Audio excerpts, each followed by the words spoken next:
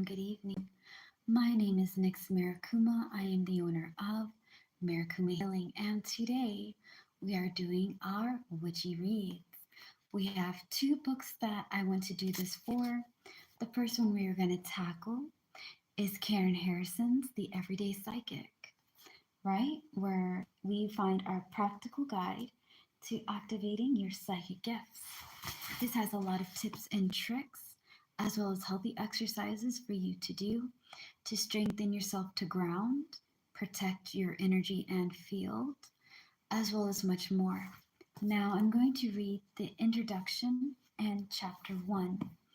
And each time I'm done with a chapter, we'll go into a new live. That way, you have, chapter 1, and you can kind of look through it the way that you feel right.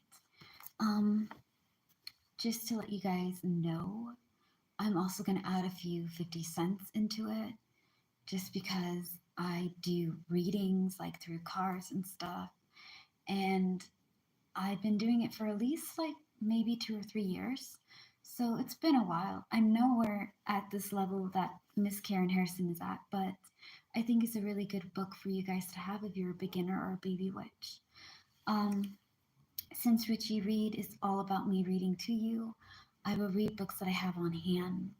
All right, and majority of my books are witch related. So, if these are things that interest you, sit back, get a snack, and relax. Let's get into it. I've read up to chapter 3, so I'm going to kind of do to chapter 4 for you guys since Instagram has chapter 3 and y'all don't have it yet. Introduction. Also, just a quick, thing to say. I'm a little dyslexic.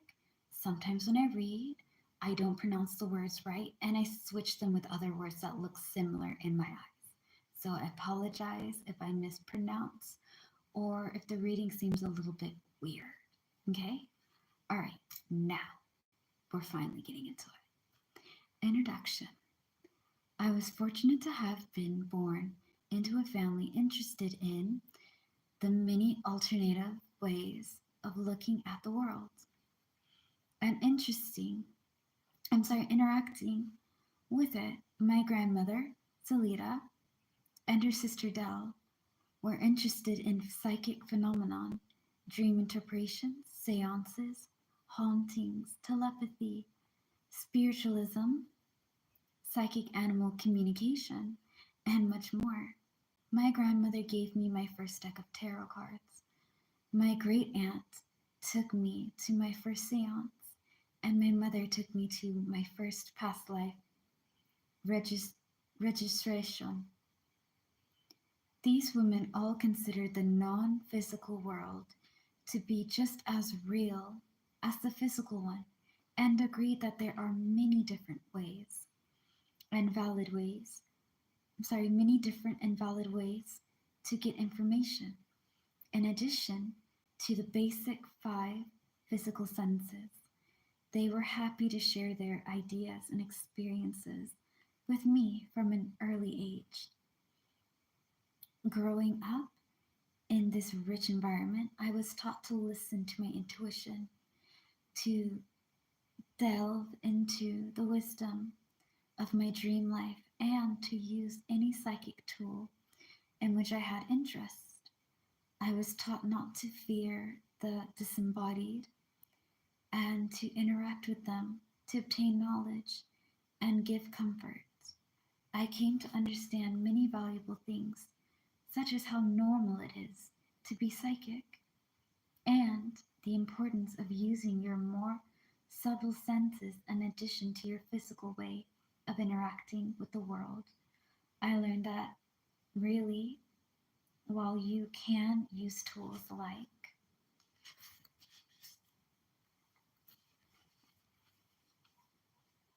tarot as a springboard to help you interpret the ways that energy patterns are setting up and moving, the knowledge always resides within you. The psychic tools, apologize everyone. Uno más, one moment. No. Okay. Like I was saying, psychic tools that are knowledge resides within you. Psychic tools are just that, tools. And it is your mind, your emotions and sensitivity, and your awareness of what your intuition and psychic senses are bringing to you that are the true basis of psychic work. It is your job to learn how to access the knowledge in healthy, clear, and balanced ways. As you discover which psychic tools work the best for you, you may find that the innate psychic talents that reside within your intuitive sensitivities are the best tools. So, in other words, because I read mainly out of cards, I don't have tarot, I have playing cards. A lot of you guys who follow me, you know that I read playing cards. And it helps a lot for me to like be able to understand where everything is coming from, what area needs to be kind of looked at. But if you don't listen to how you interpret the message, right?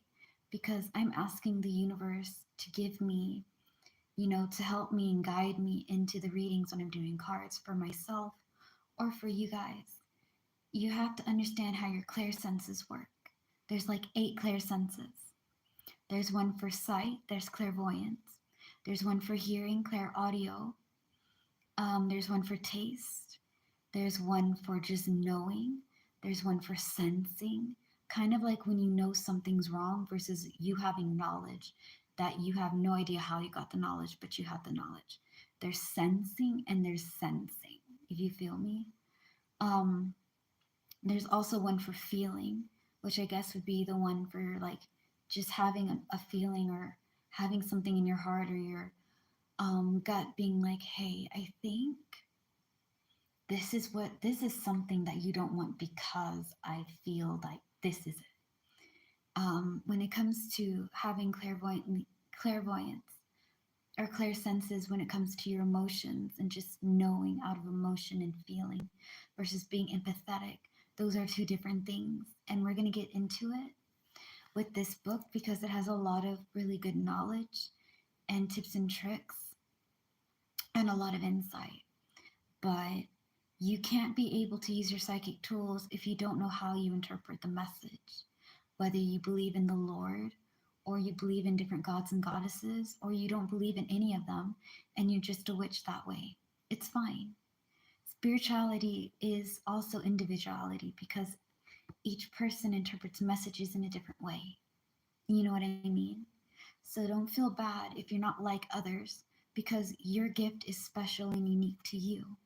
You're going to be able to learn how you interpret messages through your sixth sense, through your mind eye or your third eye, right?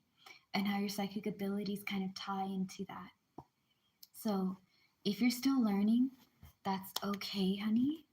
You're doing just fine. It takes time to figure it out. For me, I always hear and sense and see things, but sometimes getting the message is a little bit weird.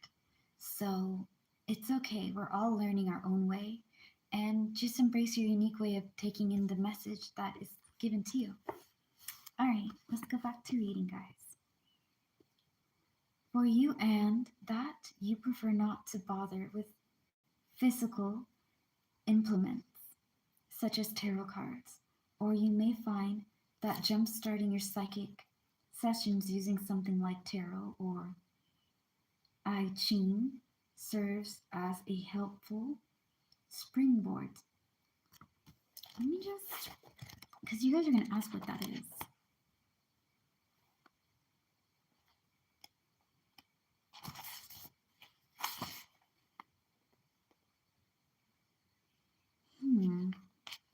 I thought I had it in this book, but you know what? That's okay. We will get to that in a moment.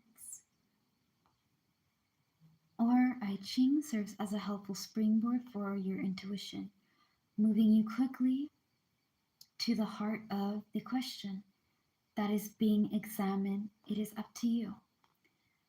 I've heard heard many times over the years from people who are familiar with such things that being psychic is consulted or consulting a psychic is something to be feared. This is true. People, I think, look at Hollywood and the shows and the movies that's made from psychics, right? Fortune tellers and things of that nature. And it can be such an ugly thing that they put. Like they make it look like it's something that you should be afraid of. You shouldn't. You're in charge of your fate and your future at the end of the day. We're here just to help you and be like, hey, you come to us for advice. You asked us about this, that, and the third, and we're just letting you know that this is what's happening. You can change the outcome of the reading, okay? If I was reading something about the past, this is to show you, hey, there's some things in the past that you may need to work on letting go, moving past it. This is a present opportunity. This is something that's going to be opening up to you. You choose if you want to take it or not. And when it comes to the future's not set in stone. So don't be afraid to ask a psychic or somebody who tells fortunes or does witchy things. If they're offering and you know that you can ask them or see if they can do a reading or something for you, that's okay. It's all right. I had my first reading like 4 years ago and I was so nervous, but I was happy that I got it done. I got to take my friend with me. And, you know, don't judge people based on what you see in Hollywood and all that. All right. Some people believe that just because a psychic states that an event will likely happen, or because you have a vision that makes you uncomfortable, that the statement made by the psychic or the vision that you have had is predestined. So it's just destined to happen. It's going to happen regardless. It's going to come to pass. No, not all the time. Sometimes, yes. But also, sometimes the way you interpret your visions may come in a way that you didn't expect. So just giving you guys a heads up. And will always come true. This is not the case at all. And because the psychic is a fraud, or because your vision was wrong, the event is not predestined to take place precisely because you have become aware of its potential in your future. The awareness of this potential allows you to be proactive, take a chance, make a change. To change the patterns in your behavior or in your attitude, in your emotion, or in your thoughts, thus allowing you to act and think differently. Sorry, guys. Pardon me. Differently. In this way, you can consciously, so unconsciously without thinking, consciously with thought, and purposefully move your future in another direction and away from an outcome you don't want. By using your psychic senses to become aware of the potential future that you're creating, you can deliberately act upon that knowledge and guide your own destiny. All right. If the likely outcome that is sensed physically could not be altered or diverted, so it can't be changed or switched. Sorry, my eyes are really acting up. I don't think there would be much use in knowing about it. Listen to your psychic side, deciding how you feel about that outcome, and then acting in response to the information presented allows you to make informed decisions and choices about how to change the things in your life and environment that are created that likely future. It's likely traveling to any destination. As you travel, you are on a road that has many different routes that you can journey on to reach your intended destination. All roads contain many turnoffs or paths you that you can take instead. You can even open. I'm sorry. Normally I don't do this, but I'm reading without my glasses because my eyes are fucking with me. So,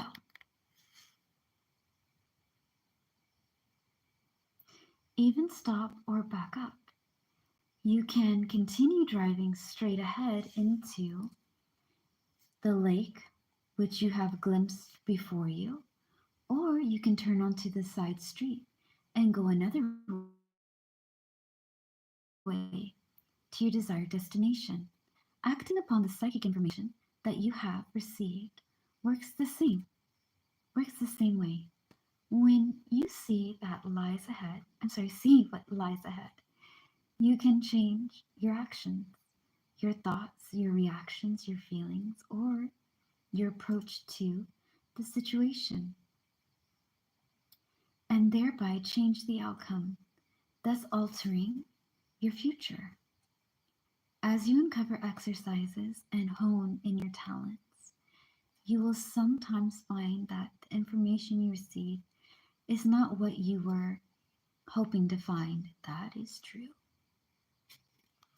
That is true. It's a gift, but it can be a really hard gift to sometimes have. The outcome looks like something you would prefer to avoid, or that will not work out the way you want it. When reading the future, do not despair. If you see something that you don't like, the future is not a cut and dried affair.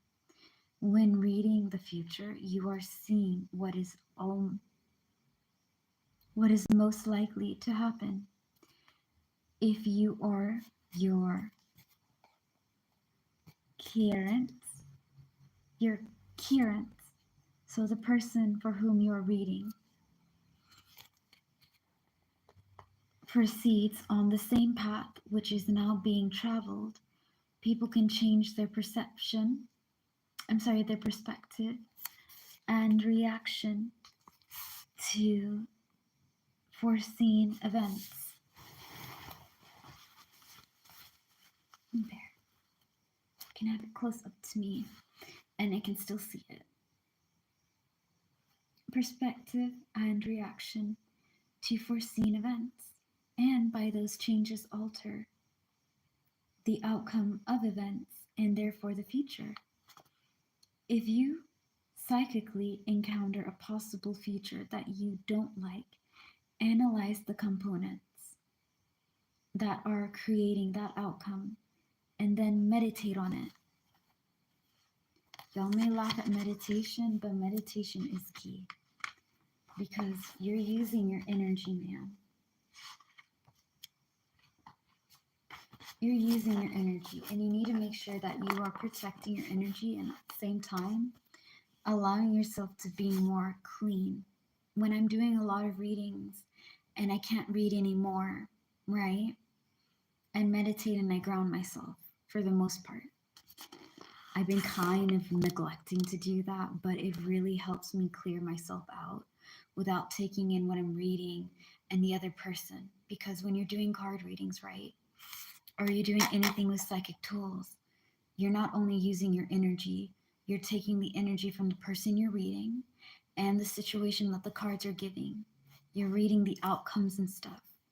So you're taking in your energy, their energy, and the reading's energy. And then you're making it able, like you're interpreting all that and you're giving out an information. So I'm receiving information and I'm giving information to that person. You feel me? When you don't meditate, you don't ground yourself, you don't clean out all the energy that you've been picking up through people and the readings and things, it can make you feel really, really sick. You can get overwhelmed, anxious, kind of sluggish, irritated, and tired. So it's important to like clean your tools by smoke cleansing them or just letting them charge, and take yourself to a quiet place. Meditate. I like to do an elemental grounding personally when I really need to feel more clean. That's in my channel, as well as, just kind of taking in 4 breaths in. And we're going to kind of learn the grounding technique on this book for, I think, chapter 1 has a few exercises that we'll get into, but it's important to meditate. It's important to find a place to clear your mind and let go of all the things that you've been clutting up, because you're absorbing a lot of things and not everything is meant to be stayed with you, honey. So you clear out all the unwanted energy and you welcome peace, clarity, and prosperity. You welcome a clean form and you let go of the things that are not worth your time, not worth you holding on to. Meditation is key. Okay. How you can change those components into circumstances which will benefit you. Examine your current approach and analyze what you need to change about yourself, both internally, so within yourself, in terms of your emotions and perceptions, and externally, outside yourself, in your actions and words. Those insights that, those insights could help lead to the results you're looking for. Then, your next question using your psychic ability should be, what do I need to do to achieve what I want in this situation? This is the value of divination, discovering the underlying issues from the past and present that are acting to create the future. If you know the most likely outcome from the actions you are now taking, you then have the knowledge you need to make the future your own. By your new action, you now have the ability to alter your future. I'm sorry, I thought I saw something. Anyways, I see all sorts of things, if being honest with you guys. If it's not seeing, it's sensing. Alright, let's get into it.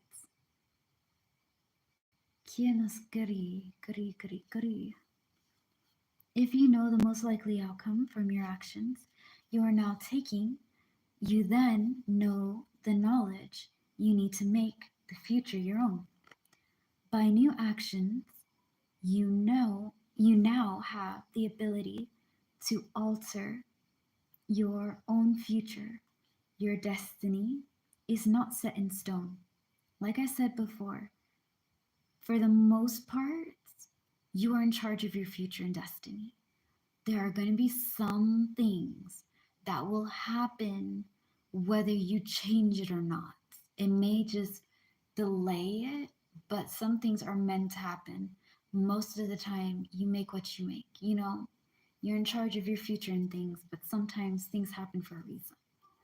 Don't be upset if you catch on later, because if you're beginning with this journey, you're going to learn a lot and it takes time. Nobody hones their skill in one day. Okay, it took me a while to understand how to work my ability and how to work my gift. The same thing is going to go for you. All right.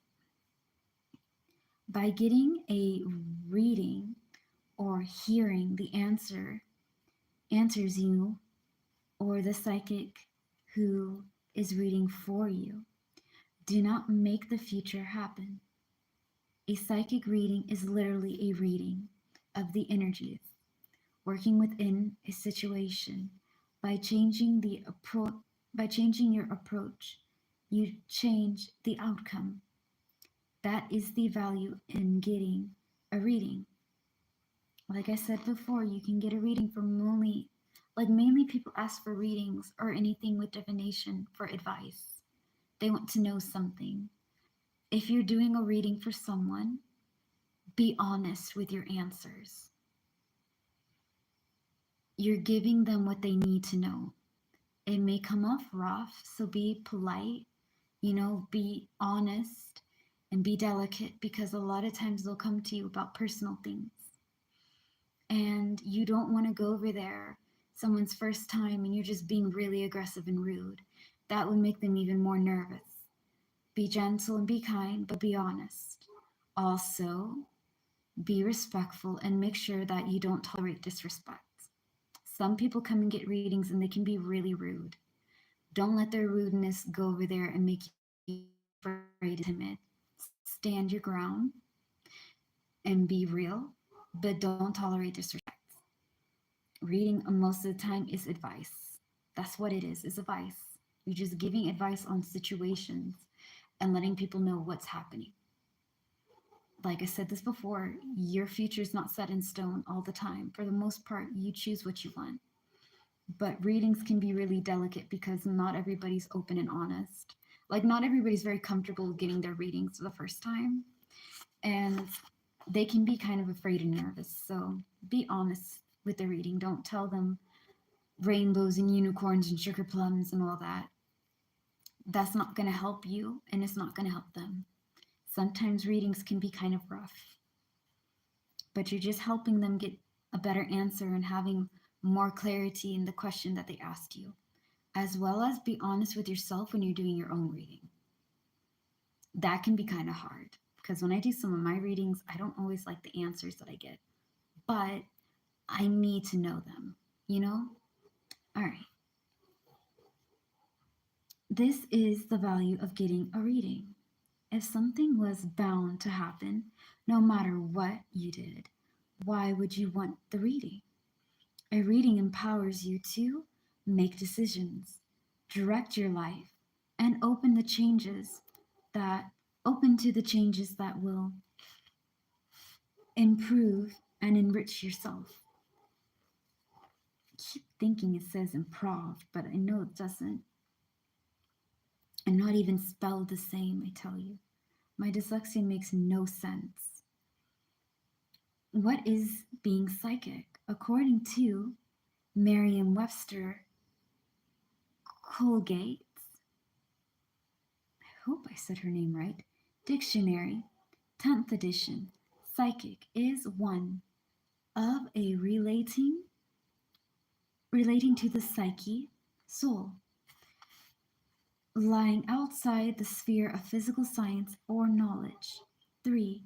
Sensitive to non-physical and or supernatural forces and influences, marked by extraordinary or mysterious sensitivity, perception, or understanding.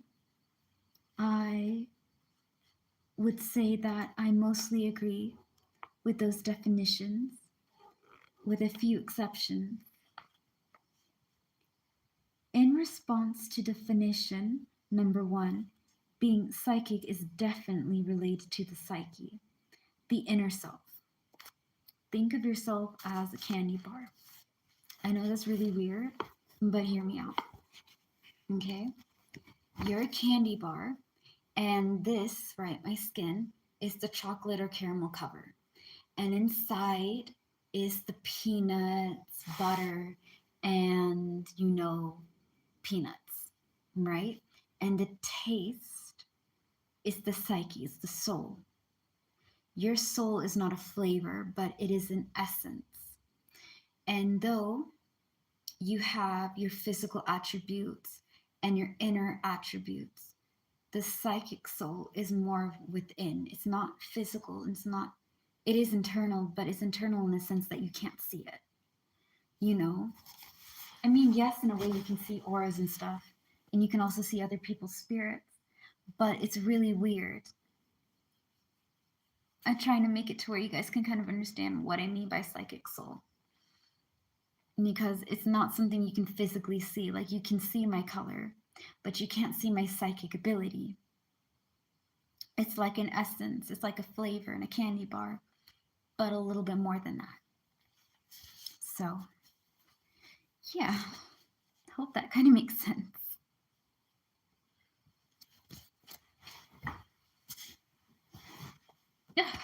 Okay, let us see.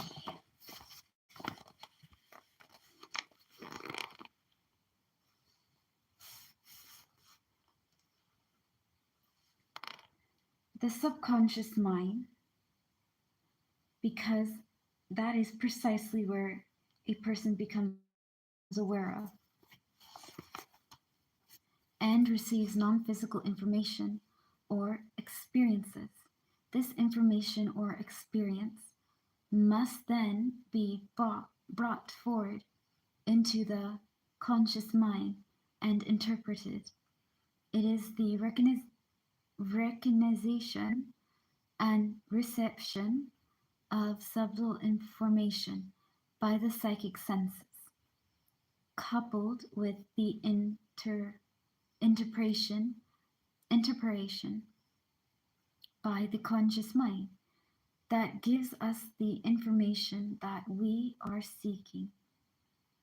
When we utilize our psychic talents to examine a question, we also analyze our options and our choices in regard to that question. This receiving of subtle information via the psychic energies, which are presented everywhere, and I do mean everywhere, everywhere has energy. Everything has energy, and energy is where we are. Which are presented everywhere and all of the time, coupled with rational linear conscious mind analysis, with rational linear and conscious mind analyzes uh, analysis of this information allows us to make informed choices and decisions regarding any changes we deem appropriate and beneficial in order to create the future that we desire. In response to definition 2,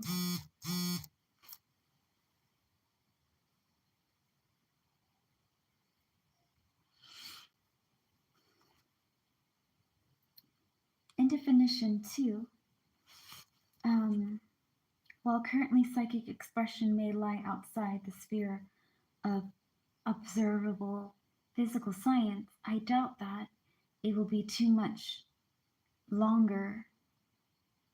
I doubt that it will be too much longer before we understand in more linear conscious terms.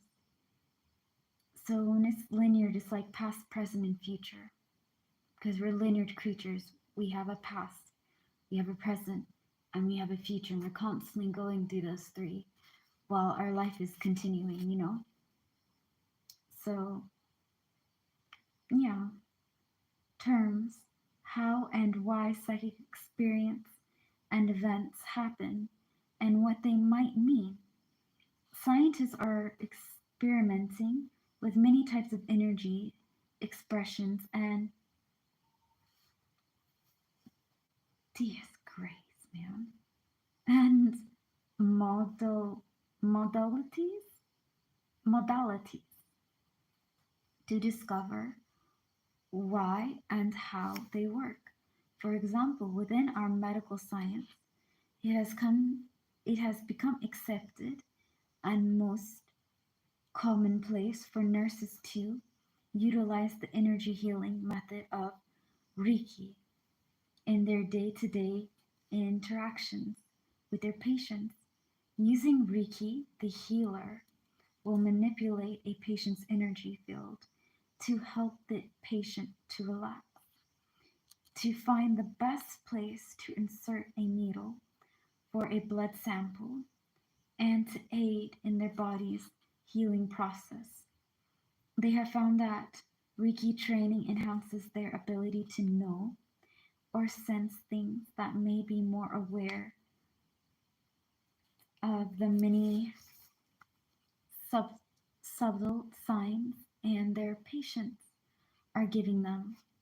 I'm confident that as more studies on the use of energy healing mod- modalities, modalities and medical care occur, we will begin to comprehend the how and why of these energy methods and their effects on the human bodies.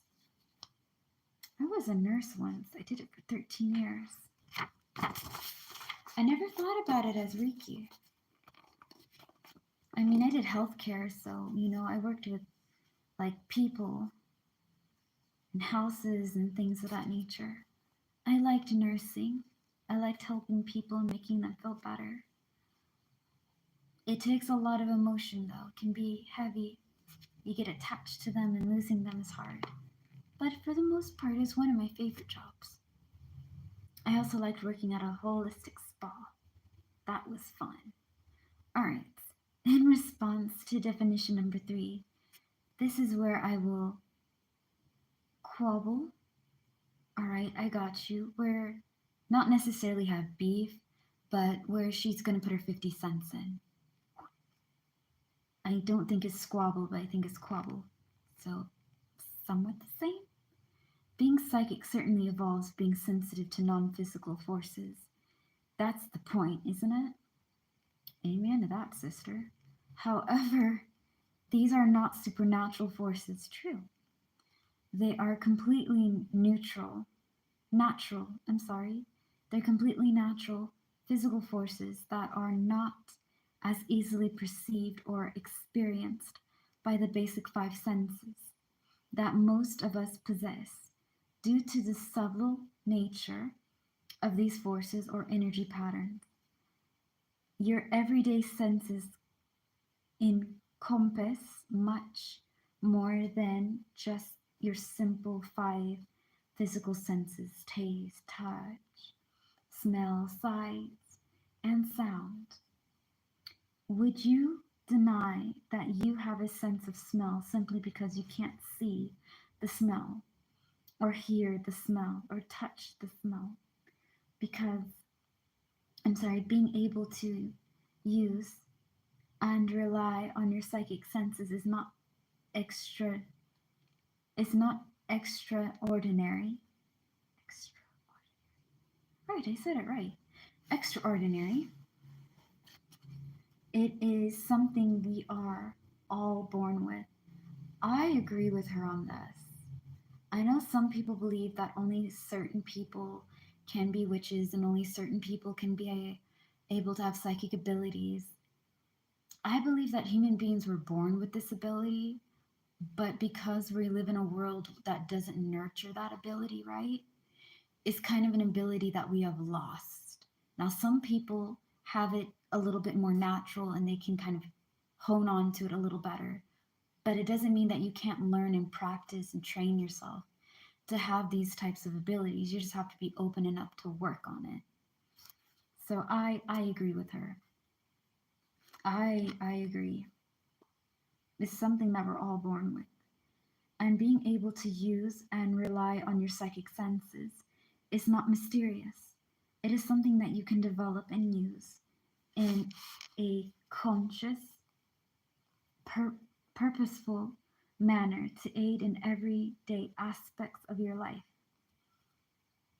Think about the things you can already experience that involve one or more of your psychic senses, every moment of your life since the time you were an infant. You have used your more sensitive, although outwardly unacknowledged by the most of the world's senses. As you assess, yeah, I gotta move around a lot, guys. I'm sorry. Let me just, you know what? Havarti, man. Havarti. Okay. I can't have it like this because y'all can't see my face. So I have to make it close enough to where I can actually see it without struggling too much. Anyways, how did you know? Hold on, Cotton Pickin' second. Ah, there we are. I knew I was skipping ahead a bit. As you assess situations and determine how you wanted to react to them. How did you know that in inocius in oculus? I apologize, everyone. Hold on. How did you know that the innocuous innocuous looking person at the bus stop, so shady person at the bus stop, was potentially dangerous, that they may have appeared perfectly normal and calm at initial sight, but you may have unconsciously noted a certain look in their eye or felt a butterfly sensation in your stomach as you approach them. This unconsciousness is psychic response alerted you. This unconsciousness is a psychic response alerted you to the fact that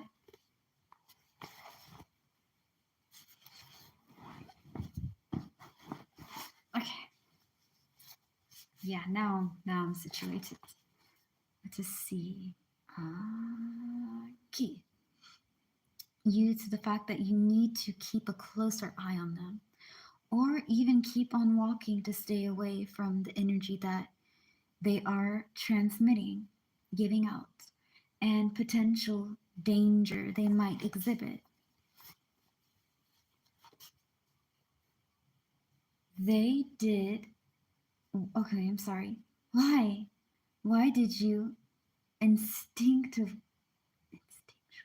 instinctually pause at the green light, even though your eyes did not at first detect the car hurling around the corner to the to the run corner to run the red light, because you sensed a quickly shifting energy.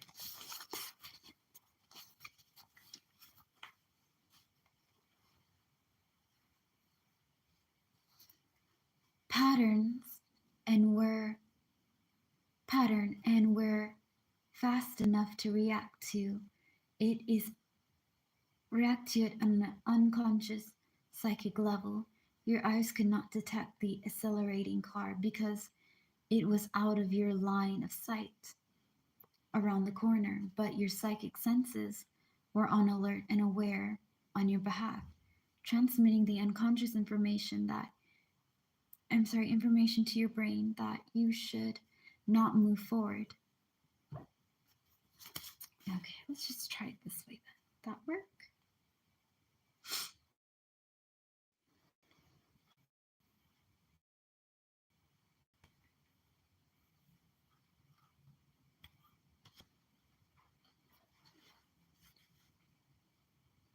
Sorry. It was loading up, so I decided to get something to eat.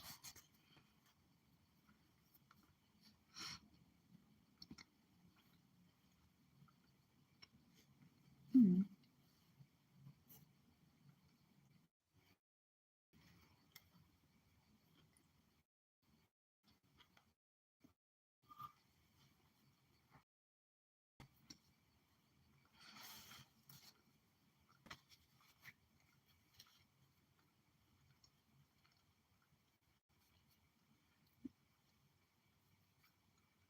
We have all felt a slight prickling sensation at the back of our heads and turned around to see someone staring at us. We felt the energy of their focus on us, and this subtle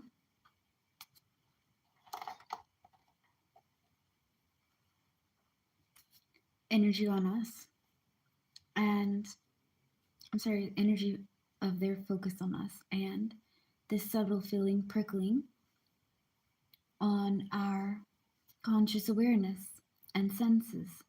These are all natural yet unconscious assessments of energy patterns that are encountered every day as we go about our mundane, average, or normal business. The trick is to use your more sensitive senses in a conscious way, acknowledging them and acting on them when they occur so that you can strengthen these senses by their use. In that way, you can employ all of your senses physically and subtle to know what is going on around you at all times. Yes, some people are born with more active psychic gifts. That is true. Does not mean that you can't do it. You can. Sorry, guys. Forgive me.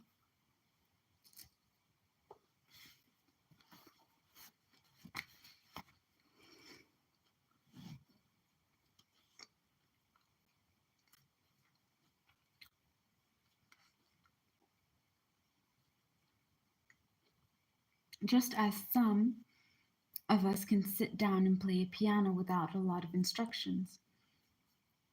But with this, but with use, practice, and consciousness, the deliberate exercise of your natural intuition and inborn psychic tools, all of us can utilize our psychic talents and abilities to enhance our lives. Being psychic is not extraordinary or mysterious. It is a natural state of being for everyone. So, what are psychic readings and how do they work? First, let's define the term reading. All right, hun. A reading is when a psychic sets out to literally read the energy of the situation and all the premutations surrounding it. These components can include the attitude of the people involved in or affected by the outcome, the emotions that the situation stirs, as well as the past and present actions of the people involved, all have a bearing on how the situation moves forward and is likely to turn out. Reading is an assessment of all of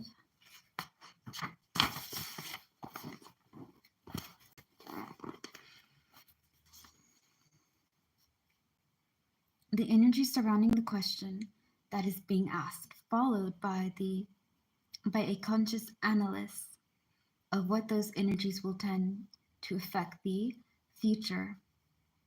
Does there seem to be resistance, blocks, or challenges to the outcome of that is being worked towards? Does the energy flow around the question? What? Does the energy flow around the question feel smooth, easy, and straightforward? After receiving and analyzing the information given by the reading, you are empowered. I'm sorry. I haven't given this book a lot of attention like I'm supposed to, so I'm guessing they're fighting me back.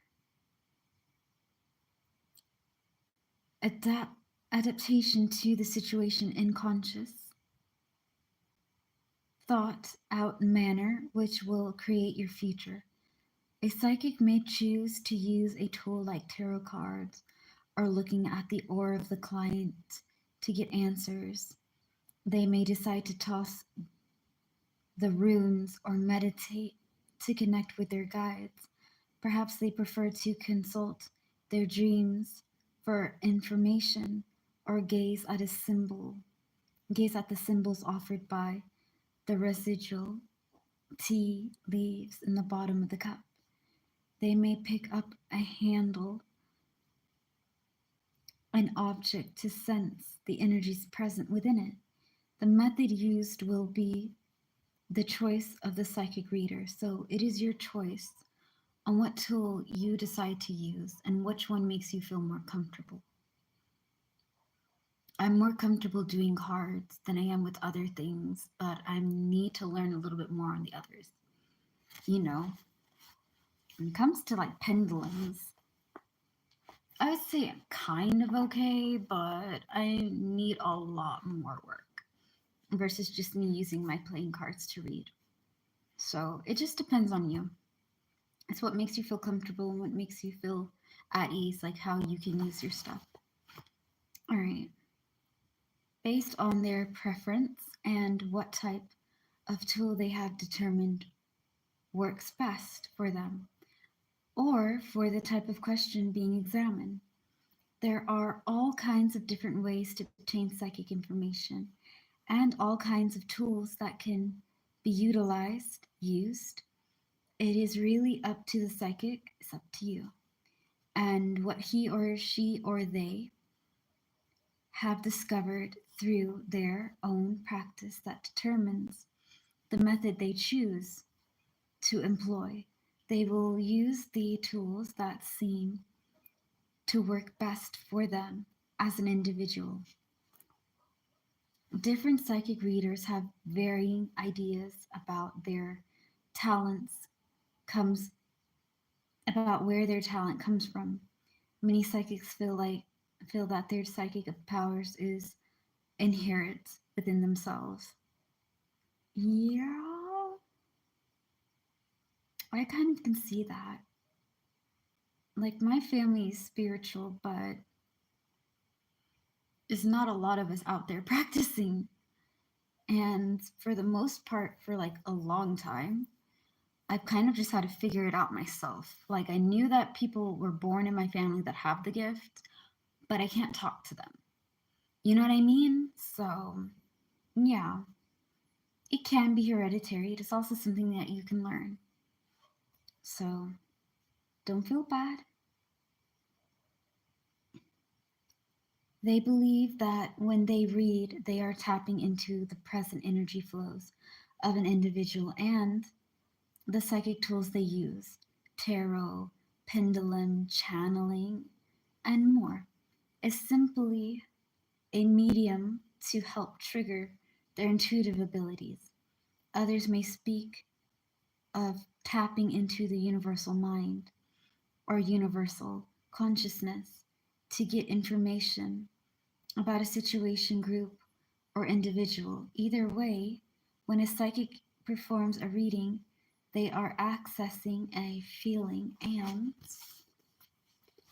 a flow of energy connected to a situation and the likely outcome of the situation to get the information they are seeking. As a psychic, I'm sorry, as the psychic works, they are tuning all of their concentration and focus into the subtleties, subtleties of the situation and the interpreting, analyzing and interpreting the energy from thoughts, emotions, actions, and attitudes that surround the situation. They may choose not to use physical psychic tools like tarot or runes in their work. Instead, may simply link with the energy flavors.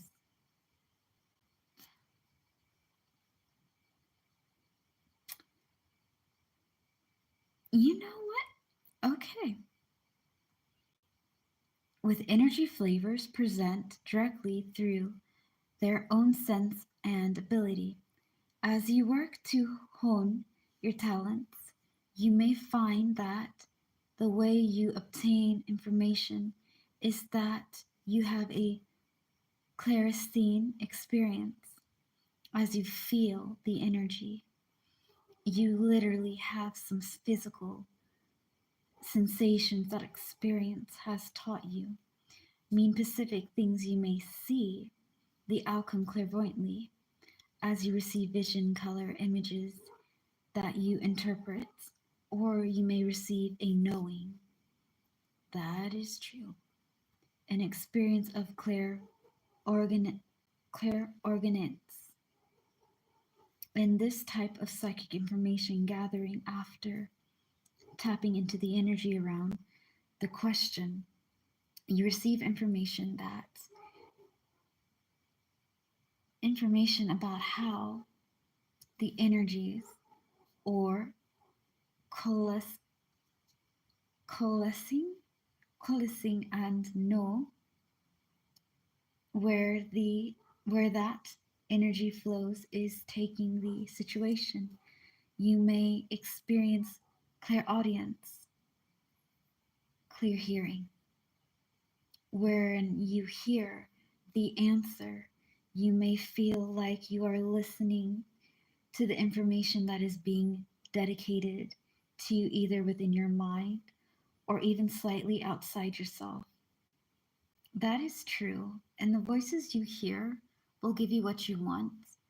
I think for me, sometimes it comes off as people I know, but a lot of times it's a voice that I haven't heard before, but it's telling me about things. So that is true. Information that is being dictated to you either within your mind or even in your slate. Yeah, or even slightly outside of yourself. Within your aura, as you interpret and relay that information to your client or yourself, regardless of how you're psychically receive your information, the fact of the matter is that you are in charge of your life and your destiny. The information and outcome to the situation that are received through your subtle senses reflect the thoughts and actions and emotions that are present and active in the question being asked during the reading. By changing some or all of those reactions, the current or your clients, whether it is you asking questions for yourself or for an individual you are counseling, can change their own future. And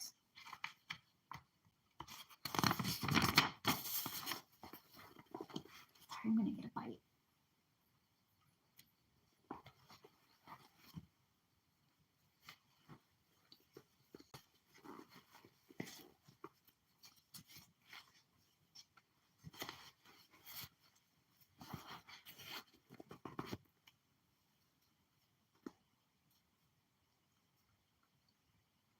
Um, Sorry, I get lost in my thoughts. Therefore, the outcome to the question that is the value of receiving a reading, the discovery of whether or not the action that is taking place now will result in the outcome desired. If a person's action will bring the results,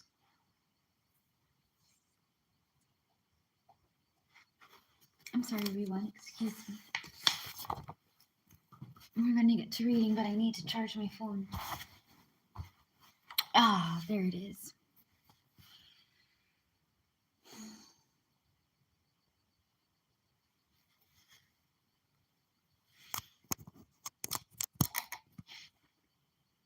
Charger I have is a bit funky, so I kind of have to finesse it a bit. Okay then. I put notes in my books sometimes, so that's what that was. All right, this discovery of whether or not the actions that are taking place now will result in the outcome desired. If a person's actions will bring the result they are seeking, the answer to the question will be to continue on the current path. The information received will often address specifically what actions are being taken that are bringing success success to the outcome so that the current the current can concentrate on doing more of the same. But if if what is being brought to the situation is actually working against the success of the endeavor, so your effort in trying to get success, the reading will tell specifically what actions are being taken that are getting in the way and giving ideas and options for changing that can help turn the outcome into what is desired. This book shows you the myriad ways that you can access your inner voice, your intuition, and natural psychic abilities. You'll play with some psychic techniques and work on communicating with your inner psychic voice using the innate tools you can equip you came equipped with in your body and your in your psyche when you were born. You will also explore methods that help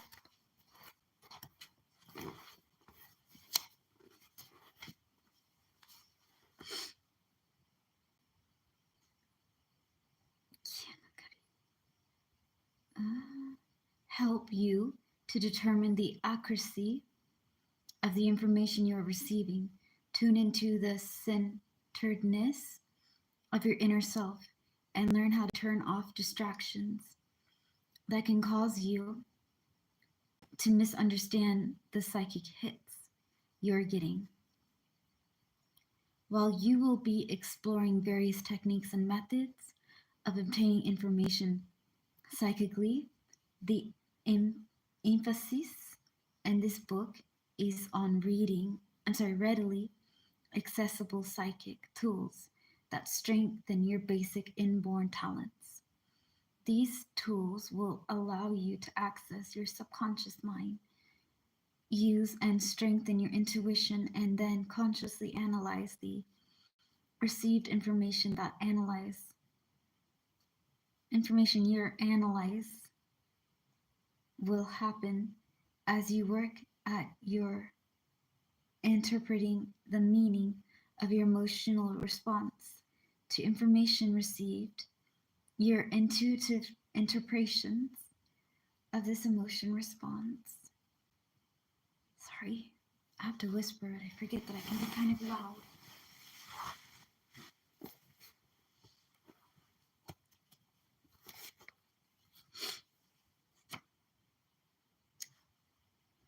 Emotional response to information received, your intuitive interpretation of that emotional response, and other information you receive via visions, knowing, psychic sensing, and clairaudience, as well as more, will be due to your developed sensitivity to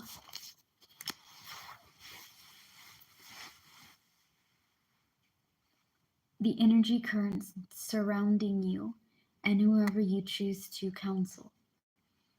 Using the exercises outlined in this book, you will be concentrating on psychic tools that are perceived and subjective in nature, like psychometry, dream work, interpreting the aura, and working with guides. There is a structure and foundation to subjective psychic work with these kinds of subjective intuitive tools, but without the memorization inherent to other psychic mythologies like tarot and rune reading, which employ intuitive abilities but also require memorization of the symbols and pictures in order to fully understand the information you're getting. With this book, you will hone your talent in psychic development and master techniques that will make your readings more accurate. You'll examine psychic opening, preparations, and methods to help you read for yourself and for others with accuracy and confidence. Each chapter in this book specifically address a different method of obtaining information psychically. Each psychic each psychic modality is defined and explained, and exercised are provided to give you a chance to experiment and play with each type. The chapters are ordered to enable you to use this book as a workbook. If you like such subjects, and its exercises serve as another piece that can help you master the next psychic modality addressed in chapter 1. I'm sorry, in the next chapter. But each chapter is also complete onto itself. So each chapter is going to be different. We are going to be learning lots of exercises and different tips and tricks. Chapter 1 is going to teach us about grounding and working with, the psychic flow and energy flows, how to do psychic work, sensing, and understanding. Chapter 2 will be something else. So it's okay. I feel like chapter 1 will give us a base, it'll give us a foundation to build on. So, yeah. Like I said, I've read up to like chapter 3. I'm going to read up to chapter 4 tonight. So, yeah. All right. Here we are. Order to enable you to use this book as a workbook. If you like, each subject and its exercises serve as another piece that can help you to master the next psychic modality addressed in each chapter. But each chapter is also complete unto itself. If you are the type of person that prefers to skip around a bit and you want to engage in simply those psychic subjects that hold your current interest, all the information and ways to work on it with that psychic method are here ready for you to play with. And although this book is written to inspire the beginner and enable them to expand their worldview and psychic talents, it is intended for the experienced psychic as well. You all have particular psychic tools and talents that you turn to regularly, and it is my hope.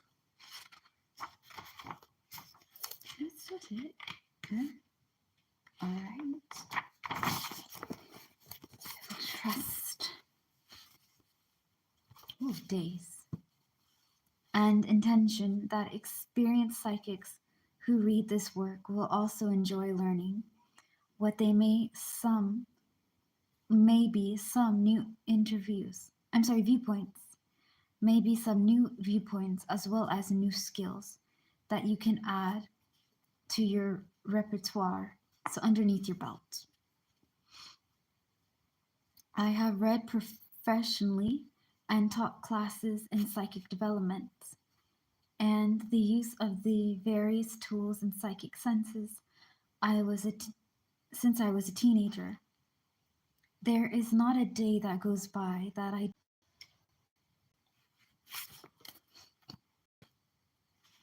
every time I try to get a bite, it gets back to working.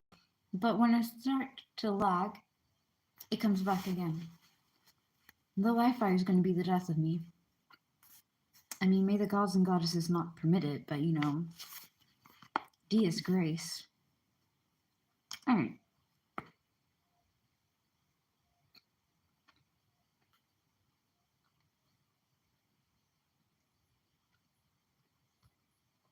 I'm sorry, I'm eating. I'm being incredibly rude. There it is. Tools since I was a teenager. There is not a day that goes by that I don't find help and enjoyment while using the natural psychic talents that I was born with. Whether it is interpreting a dream from the night before that has information for me, meditating on a past life experience that gives me a tool to use today, or handling an object that tells me its story from its residual energy patterns. Something occurs each day that gives me insight and new clarity.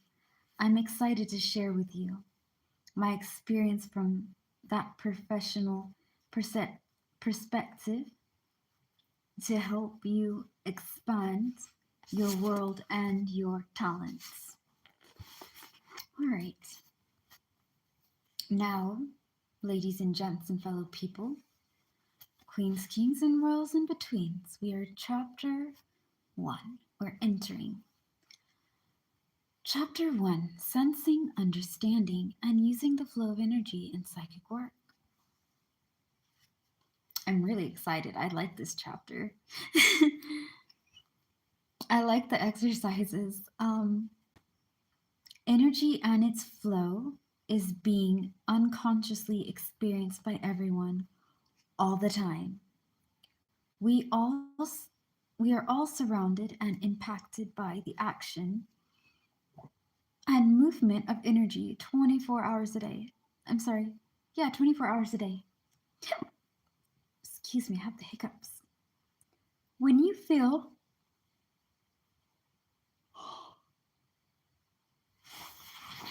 Buster Brown,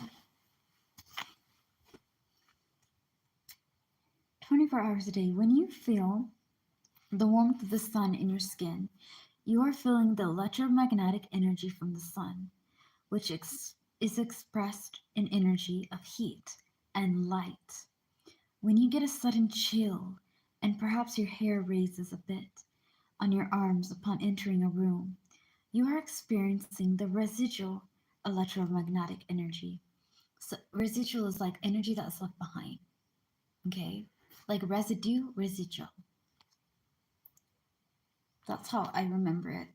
I'm sure you guys know what it is, but if you didn't, that's what it is. We're learning new things every day, and it's groovy.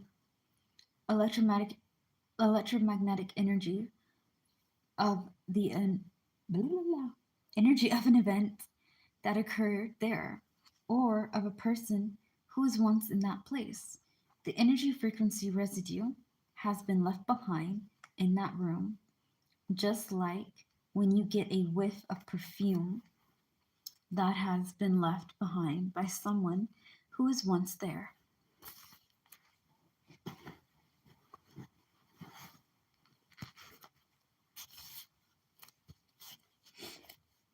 All right, now let's look at it. Aha. By someone who was once there.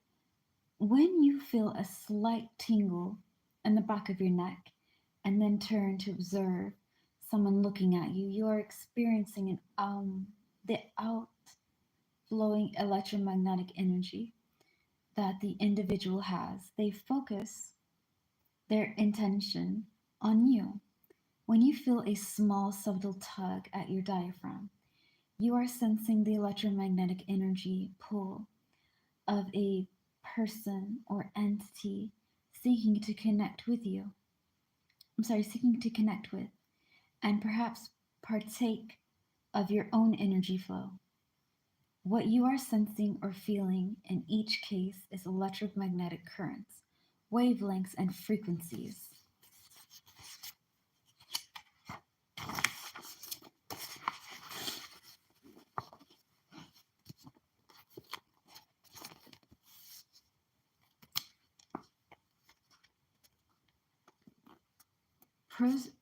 Produced by the outflowing radiation of electromagnetic energy inherent in each experience. You are familiar with many physical forms of electromagnetic energy waves and how they work in your daily life. You experience these energy frequencies and their results when you turn on your radio and receive an audible sound wave of the news or music, when you turn on your television or computer monitor, you see images and hear sound. When you answer your phone, you are responding to a call that is composed of electromagnetic energy waves, which have been transmitted by a satellite through space or by electrical impulses that come to you by a way by way of electrical transformers to the receiver of your phone. When you speak to a person standing next to you, you are receiving your transmitted vocalized sound wave frequencies through their own receivers, their ears, and their brain. You can't see any of these electromagnetic frequency waves, but with your physical eyes, but you do experience the results through your physical senses.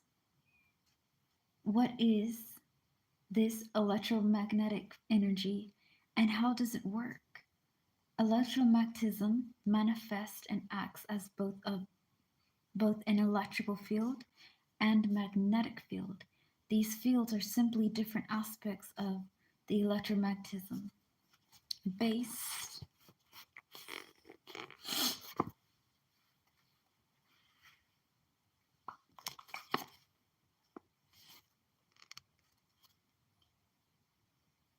I know that I don't read you that much, but may you please have mercy on me and help me find my place. I'll try not to be a butt. Thank you. And the fields are simply different aspects of electromagnetism, basically two sides of the same coin. If you will, a changing, transforming electric field generates a magnetic field, while changing, transforming. Hold a cotton picking second. They're basically two sides of the same coin, if you will. A channeling, no, changing. I swear to God, dyslexia is the worst. Um, channeling, changing, transforming electrical fields generates to a magnetic field, while a changing, transforming magnetic field generates an electrical field. This effect is called electromagnetic induction, discovered by the scientists. Y'all are really gonna hate me, but I think it's Michelle Faraday. It could be Mitchell or Michelle.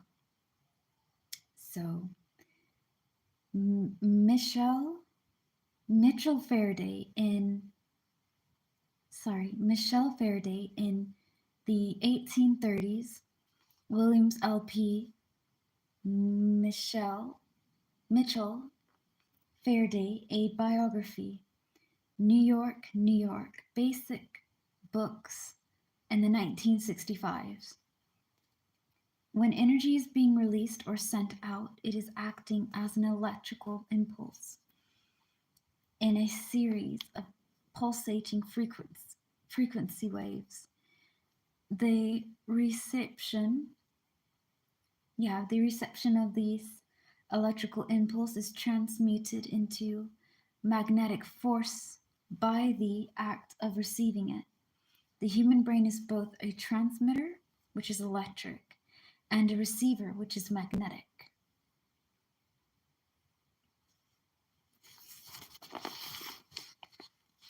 On average, each person's brain contains 10 billion nerve cells called neurons. Each of these neurons is connected to other neurons throughout the human system by the conductor of electrical impulses within the body system, the synapse. A synapse is the junction at which a nerve cell, neurons, communicates and transmits information to another cell. An example of this electrical neuron communication is when you make a decision to move your foot. You decide consciously or unconsciously to move your foot. And the electrical impulse neurons, in your brain's neurons, instantaneously communicates using the synapse to the nerve cells and the muscles of your foot, causing you to move your brain, and your response can work the other way too. Perhaps your foot steps on a sharp rock. Immediately, the nerve cells on your foot communicate to the neurons in your brain that you're sensing pain. I'm using this pink thing to help me keep my place. I know I'm 30 years old and I still use bookmarks, but it helps make the words easier to read. Sensing pain, and you have an, an instantaneous reaction, so immediate reaction of ouch, and you remove your foot from the source of the pain. Thoughts and perceptions and memories are created and contained within the brain, an organ made up of physical organic mass. The brain uses the electrical currents and magnetic impulses within its mass as its method of retrieving or processing knowledge, experiencing and interpreting the world, and making decisions regarding how to react to inner and outer stimuli. These thoughts, perceptions, reactions, and memories each generate electrical currents within the brain and are part of what creates and makes up our own personal magnetic energy field. Our feelings and emotions contribute electrical energy too, as our bodies respond to emotional stimuli such as fear or joy. It is by the nature of these electromagnetic energy flows within the brain and energy fields of people, animals, and objects that the many techniques and of acquiring psychic knowledge occur. We know that, like everything in the universe, our Earth has its own electric current and its magnetic field. For example, subtle energy paths on on and beneath Earth's surface are called ley lines.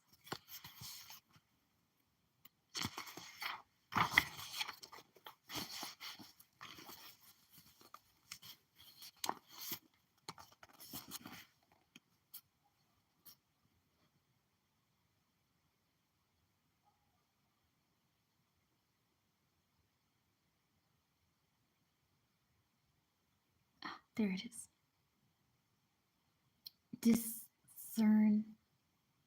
Discernible using,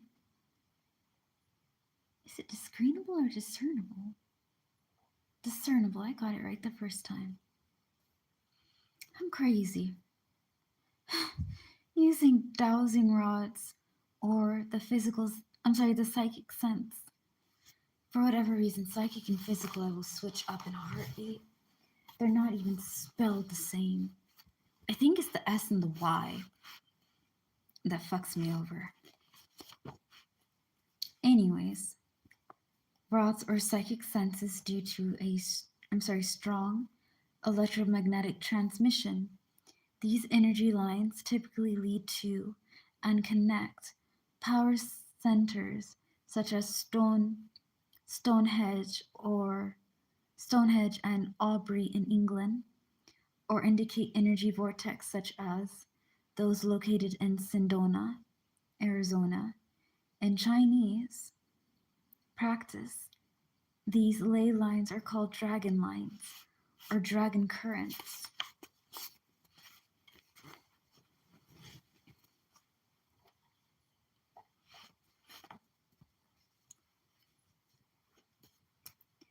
And from the basis of the practice of feng shui and dowsing, it is the magnetic quality of water which allows the dowser using his or her or their own subtle energy sense or dowsing rods as a tool to locate aquifers of water, aquifers of water, spring and streams. Many creatures such as honing pigeons, salmon, turtles, and bees navigate using their inborn sensitivity to the Earth's magnetic field. Studies performed in the late 1980s and early 90s showed that each of these types of animals possess a small amount of magnetic substance called magnetite. Magnite or magtite? I think it's magtite. I probably could be wrong. Within their systems, sin, since, since, all right, let's have a go at it.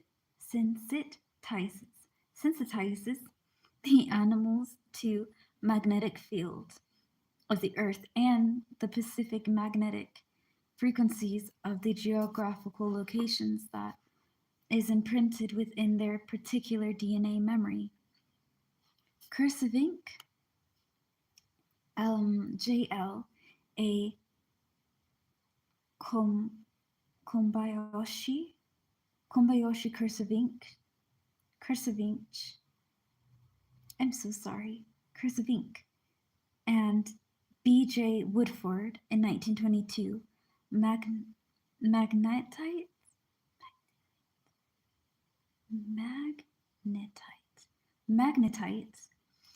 biomineralization, and the human brain proceeding of the National Academy of Science, USA, thus without a map or a GPS. These animals instinctively found their way back home or to their spawning ground.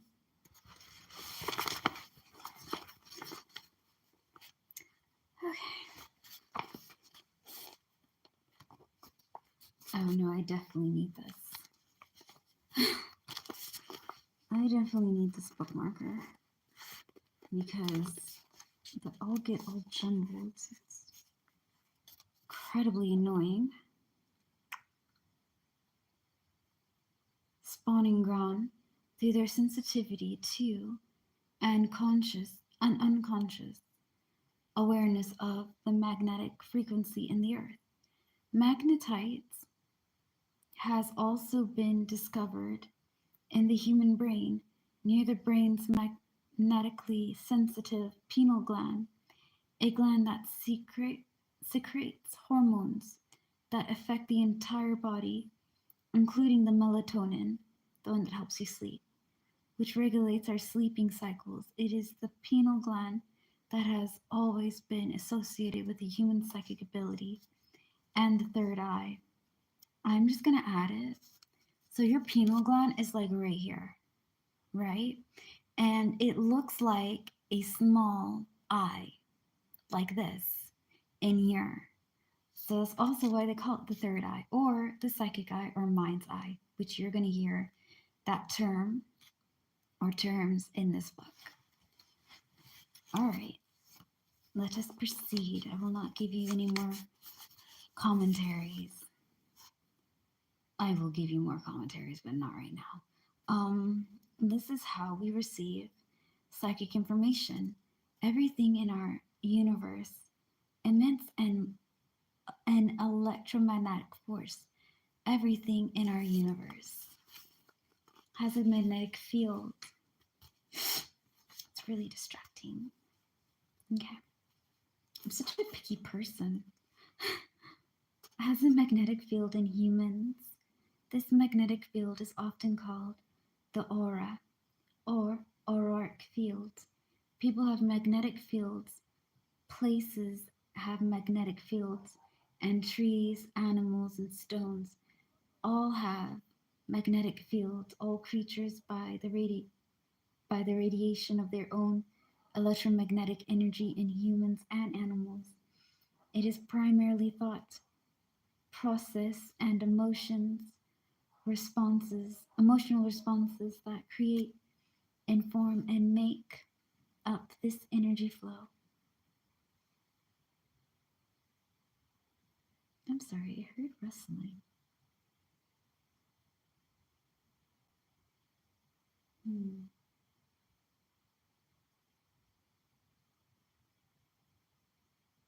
I'm going to give it to the universe and I'm going to trust and pray to the gods and goddesses someone doesn't pop out my window and scare the shit out of me. It's the last thing anybody needs, really. Um, yeah. Anywho, let's get back to the book. The Everyday Psychic by the lovely and bodacious Karen Harrison. I like her books. I think I have one or two of her books. I know I have this one. Anyways, sorry. We're getting distracted. We're back on. All created by the radiation of their own electromagnetic energy in humans and animals. It is primarily thought, process, and emotional responses that create, inform, and make up this energy flow. By tuning in to the electromagnetic currents of an individual and their thoughts or feelings surrounding a question or concern, information that is clear, is helpful, can be obtained by a variety of psychic means. For example, when working with clairvoyancy, I'm so sorry. Hold on. No.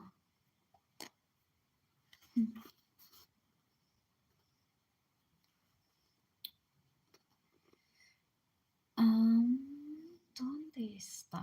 Where are you? Key. No. A key. All right.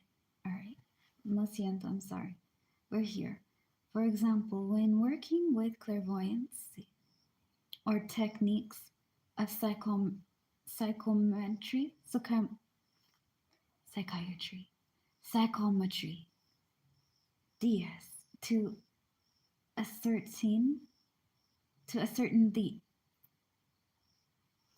I'm really sorry. For example, when working with clairvoyancy, so clear sight, or techniques of psychometry, okay, to ascertain the energy, flow, and flavor of an object, such as a ring or letter. And I know you're looking at me about flavor, but that's what it says. So, all right, such as a ring or letter, the psychic is tuning into the residual energy that's left over, that is attached to the object as well as the person for whom they are consulting. Of course, psychic information can sometimes be clearer or more easily interpreted when a direct question is asked, but we also receive psychic information unconsciously. True. And randomly, all the time, as we encounter people who are emanating waves, so giving out, emanating waves of information by the way their thoughts, focus, attention, or elevated emotions. We pick up these bits of information unconsciously through our psychic senses, place, places, and things that we encounter can also send us an energy impression through the residual energy patterns present in there. auroric field due to circumstances or events that evolved the place or thing in the past. We are constantly bombarded, loaded, have things put upon us, bombarded by electromagnetic energy waves as those frequencies pass through our own energy fields and even through our bodies, interacting with other person's energy field, using cell phones, working on a computer, watching television, experiencing the magnetic energy field of the earth, sensing the gamma rays produced by lightning, and feeling the electromagnetic waves emitted, so given off by the sun. You might think that this cacophony, all right, cacophony of energy would drive us mad, but we are beings of energy ourselves. That is true. All right. Man, my side hurts. Christ. All right. Oh, there we are. We're number 6. Right. And we are equipped to filter out what we don't need, absorb what we do need, and pay attention to the parts that we want. It is our conscious awareness and understanding of the electromagnetic actions of energies in our body, in the body, the mind. Sorry.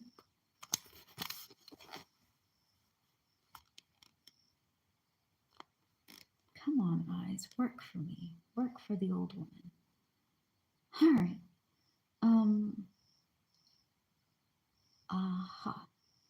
Electromagnetic actions of energies in the body, the mind, the emotion, and the general environment that is vital, important to the clear use of psychic abilities.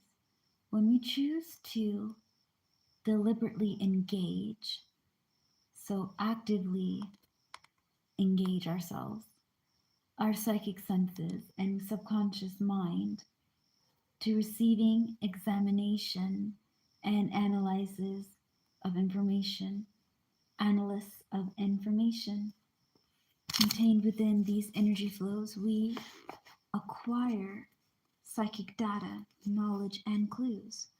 We then use the information we have acquired through our subtle senses to analyze and diagnose what is happening within a person, as well as the event and circumstances which are surrounding that individual. This leads us to informed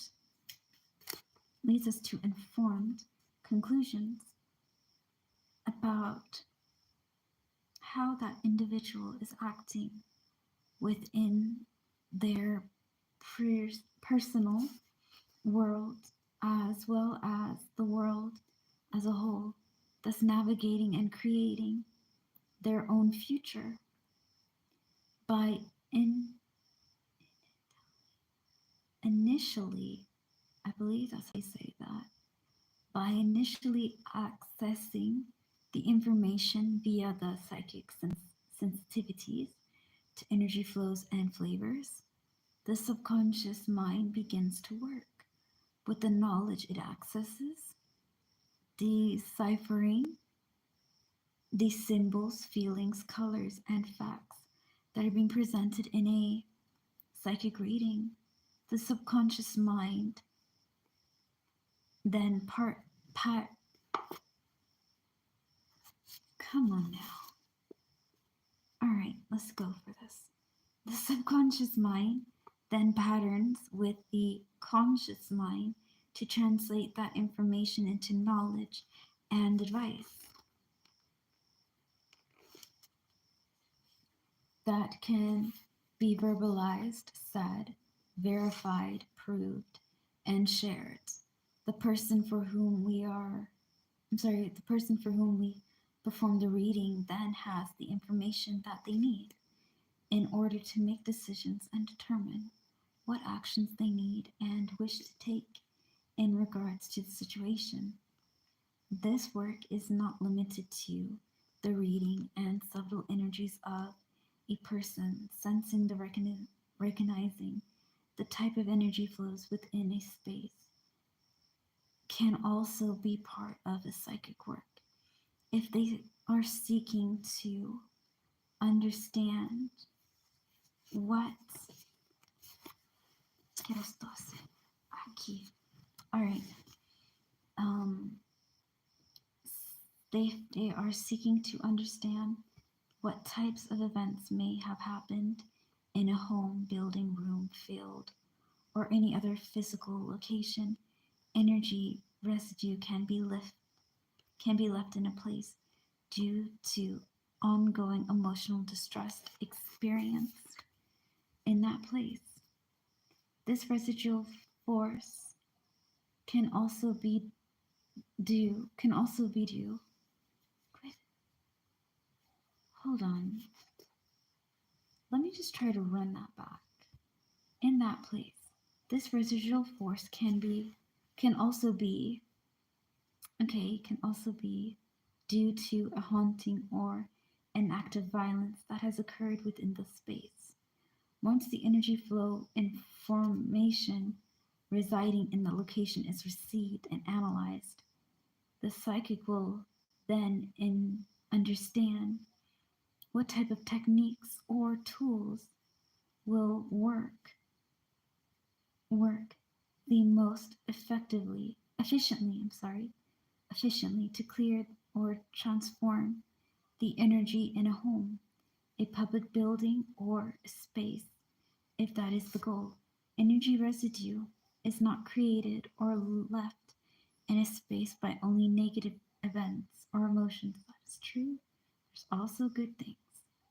It can also be created by positive actions, thoughts, and feelings.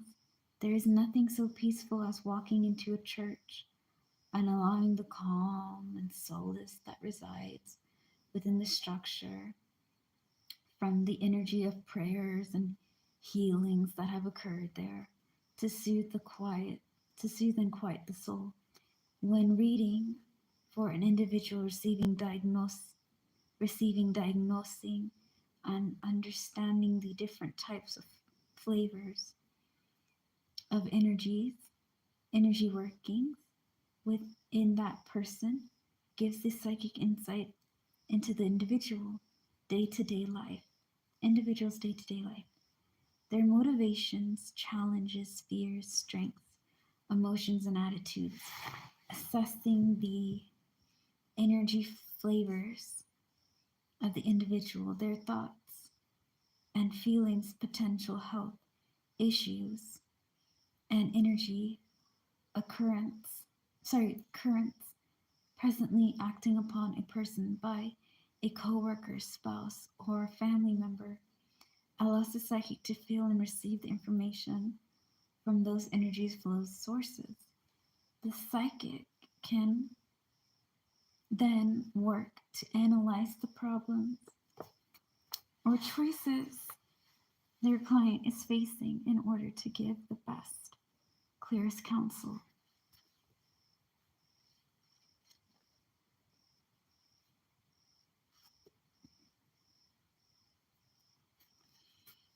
Okay.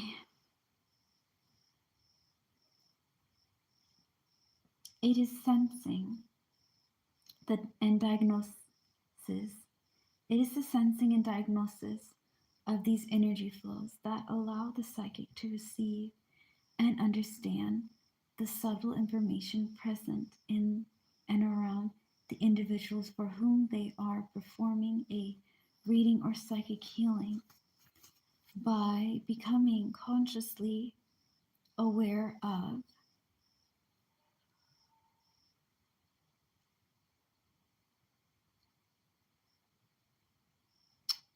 oh come on now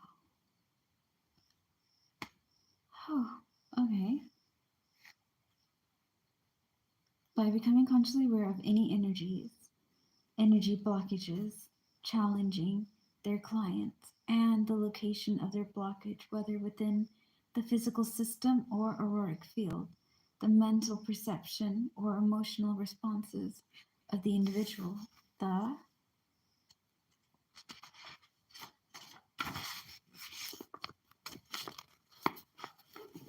think I'm going to read chapter 2 and do chapter 2, 3, and 4 tomorrow because it's getting kind of blurry for me, so I'm sorry. I have a little bit of glaucoma and it really messes with my eyes. The psychic can analyze, understand, and begin to counsel their clients about ways that they can take control of and transform attitudes and situations of concern to them. To begin to recognize and strengthen your sensitivity towards the acquisition of knowledge within energy flow patterns, practice the following exercise to learn the different flavors energy that to learn the different flavors energy can express. So these are one of the exercises I was telling you guys about. Sitting in a comfortable chair outdoors or in a sunny window, focus on the sensation of the warmth you're experiencing that is emanating by the sun's ray in your mind's eye. So visualize the energy from the sun coming into your body through your conscious breathing. As you inhale slowly through your nose, you're going to go inhale through your nose, hold, and then breathe out through your mouth. That's going to keep you steady and calm. Inhale slowly, count to 4. So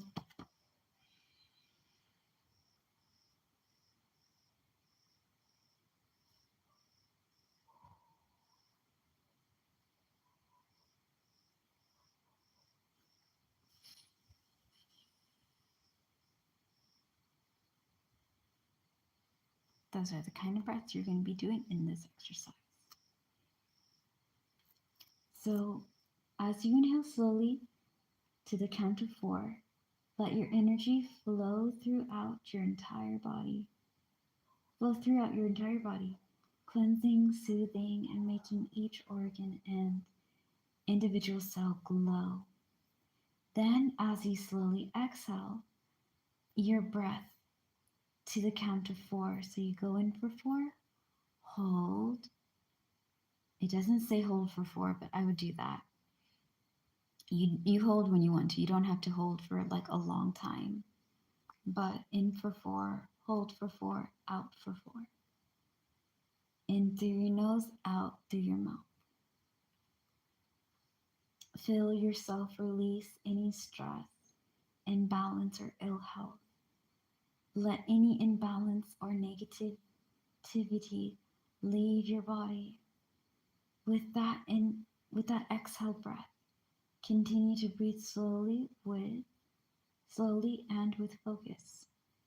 With each inhalation, breathe in light and balance. With each exhalation, release stress and imbalance. So breathe in the positivity, exhale the negativity. I know that you guys hear this from time to time, especially with people who are spiritual or practitioners, but it does help because I do use this exercise from time to time. And it really makes me feel a lot more better. I'm less hectic and chaotic, overwhelmed. I feel a lot more peace. So continue to breathe slowly and with focus. With each inhalation, breathe in light and balance. With each exhalation, release stress and imbalance. You may want to repeat a mantra inside your head As you breathe to help you stay focused. As you inhale, think light, energy, and health. As you exhale, think release, let go, relax. Plan to spread Plan to spend about 5 minutes performing this exercise. You have just washed every organ and cell in your and your aura, and you are now cleansed and refreshed. I will also say that it helps when you're doing this exercise to put a little alarm on your phone or just to have a timer. That way you're not looking at your phone to see if 5 minutes have passed. Um, it helps, You can also put relaxing music while you're doing this, and it can just keep you in a more calmer, relaxed state. Now we're going to go into exercise 2. So exercise 1 was sensing, recognizing the feeling of energy and meditative breath. Okay? Exercise 2, focused, directive breathing. If you have a specific illness, such as a stomach ache or a headache, direct the energy you are absorbing from the sun to the spot of physical discomfort in your body. As you inhale slowly and with focus, direct the incoming energy to energy that you are accessing via through, I'm sorry, via your, I'm sorry, Miss Karen Harrison, through your focused breath to the afflicted area. So the area that has discomfort, that you're not really feeling all that hot.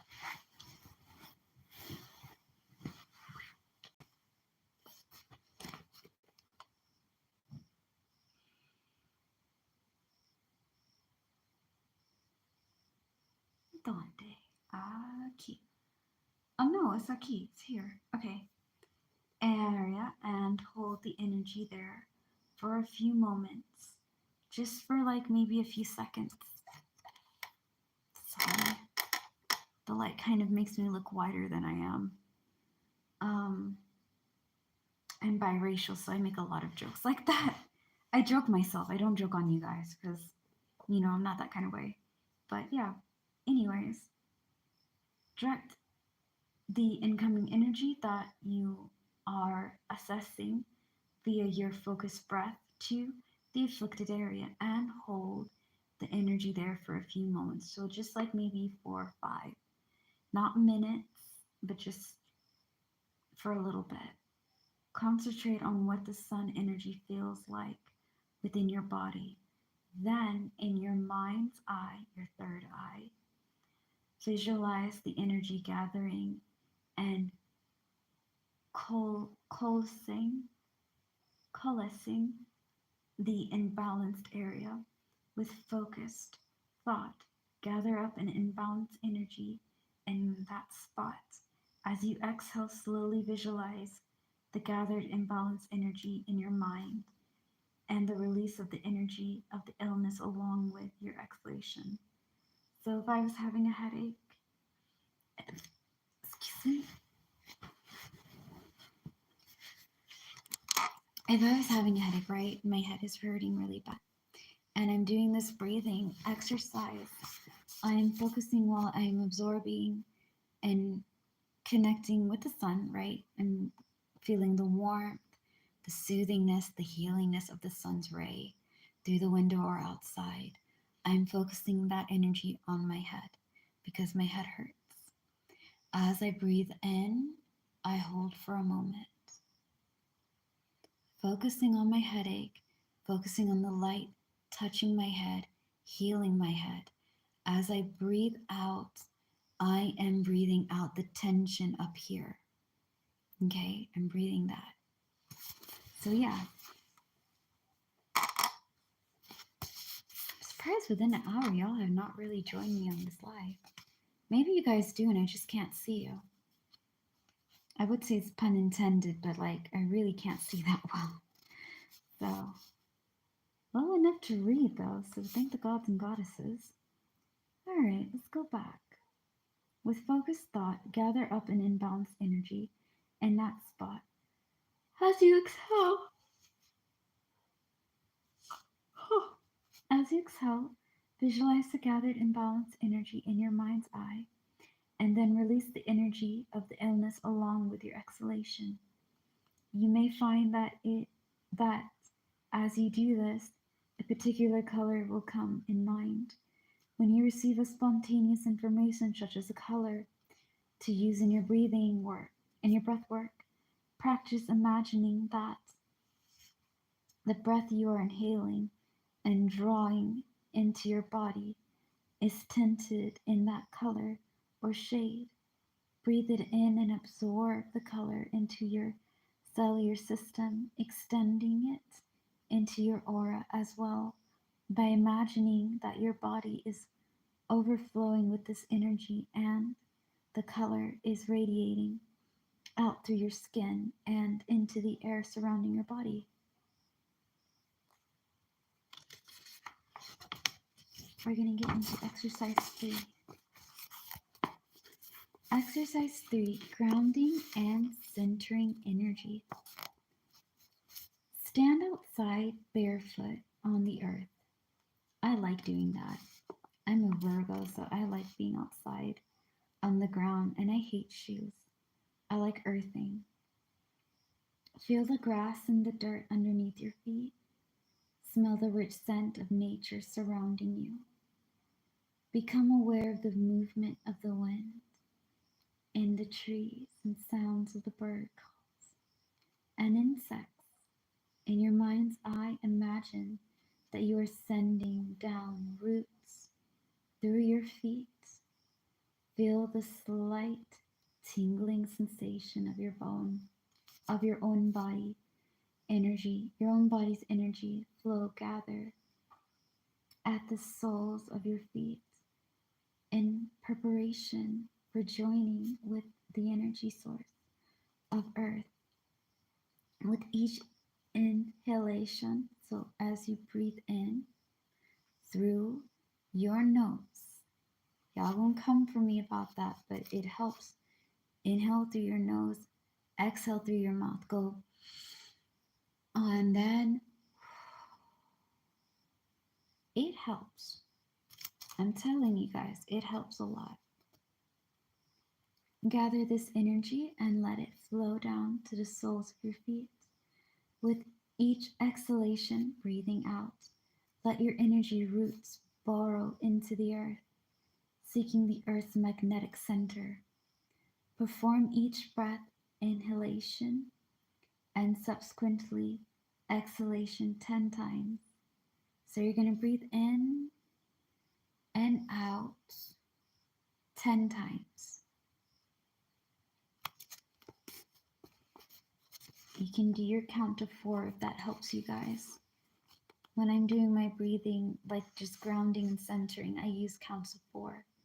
I go in through my nose for 4, I hold for 4, and then I breathe out for 4. And it kind of helps me stay balanced and focused. But you can do what you feel is right, okay? Everyone's going to do it a little differently, and that's okay.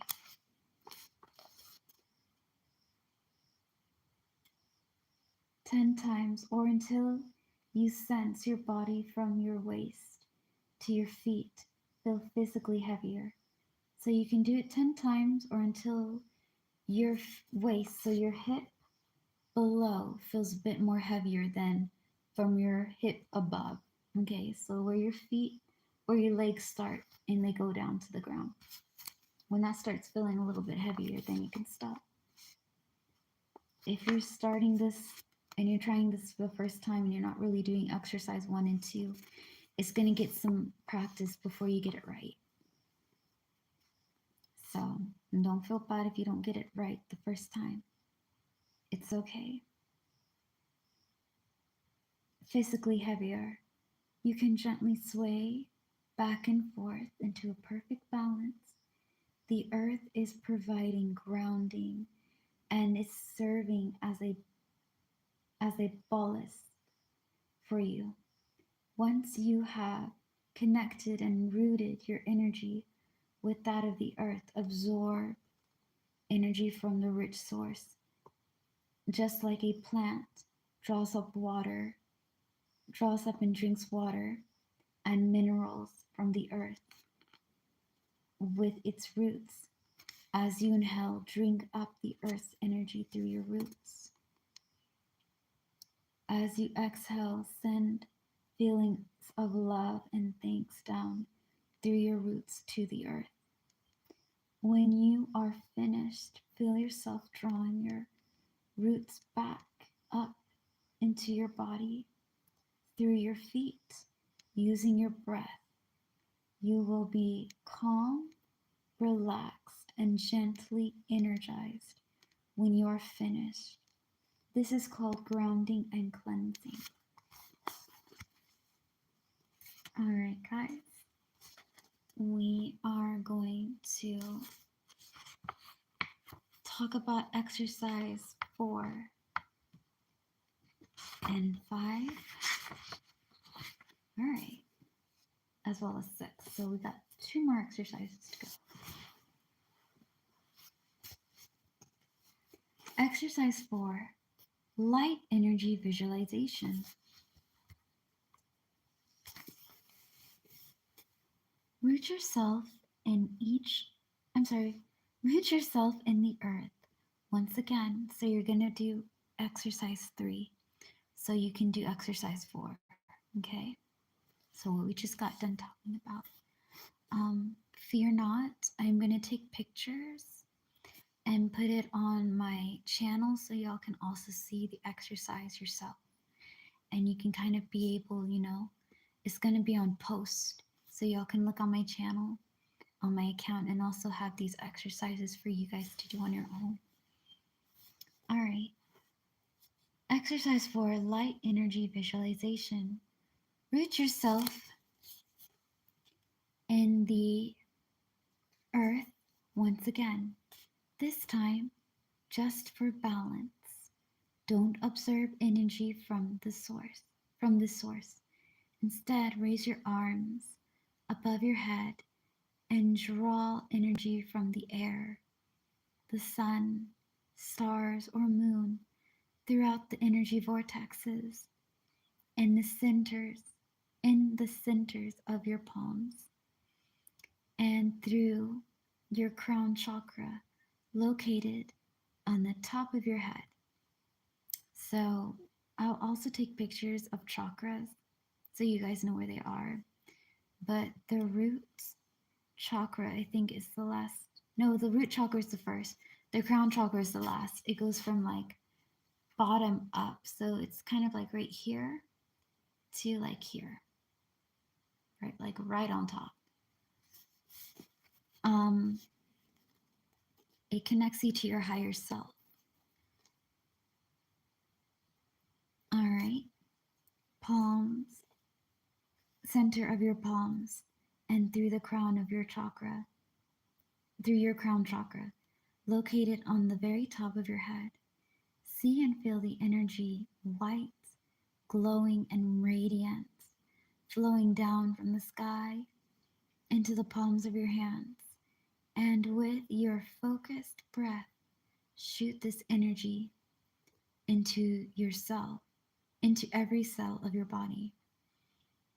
You will feel lighter, more uplifted, and your mind will be serene, so be calm, peaceful, open, and completely awake.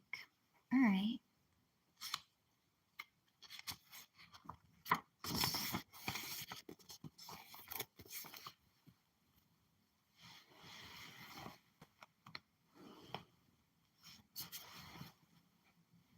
I'm so sorry. Hold on, guys. She's moving around, but I really need to stretch.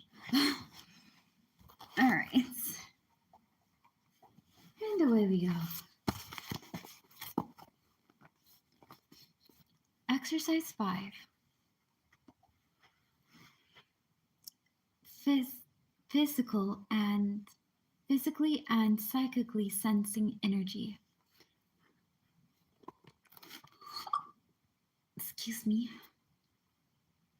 In this exercise, you will work to create an energy ball by placing your hands in front of you, palm to palm, as if you are praying. So on exercise 4, right, it's kind of like this. So you have your hands up facing the sky, okay? In exercise 5, you have it like this or you have it like this, okay? Like I have my hands instead of close to my chest, I have them like this. This is what the exercise is going to be. All right? Okay.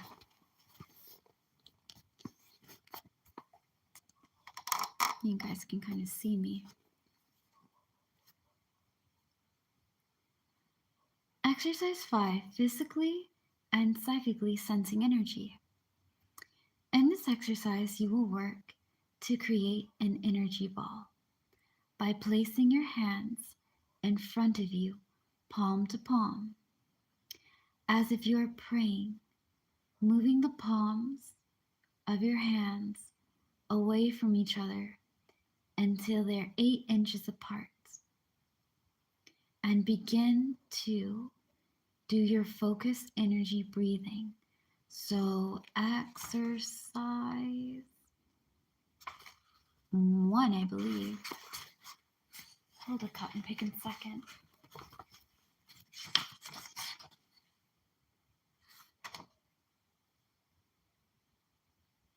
Yeah, I would say exercise 1 or 2. Okay.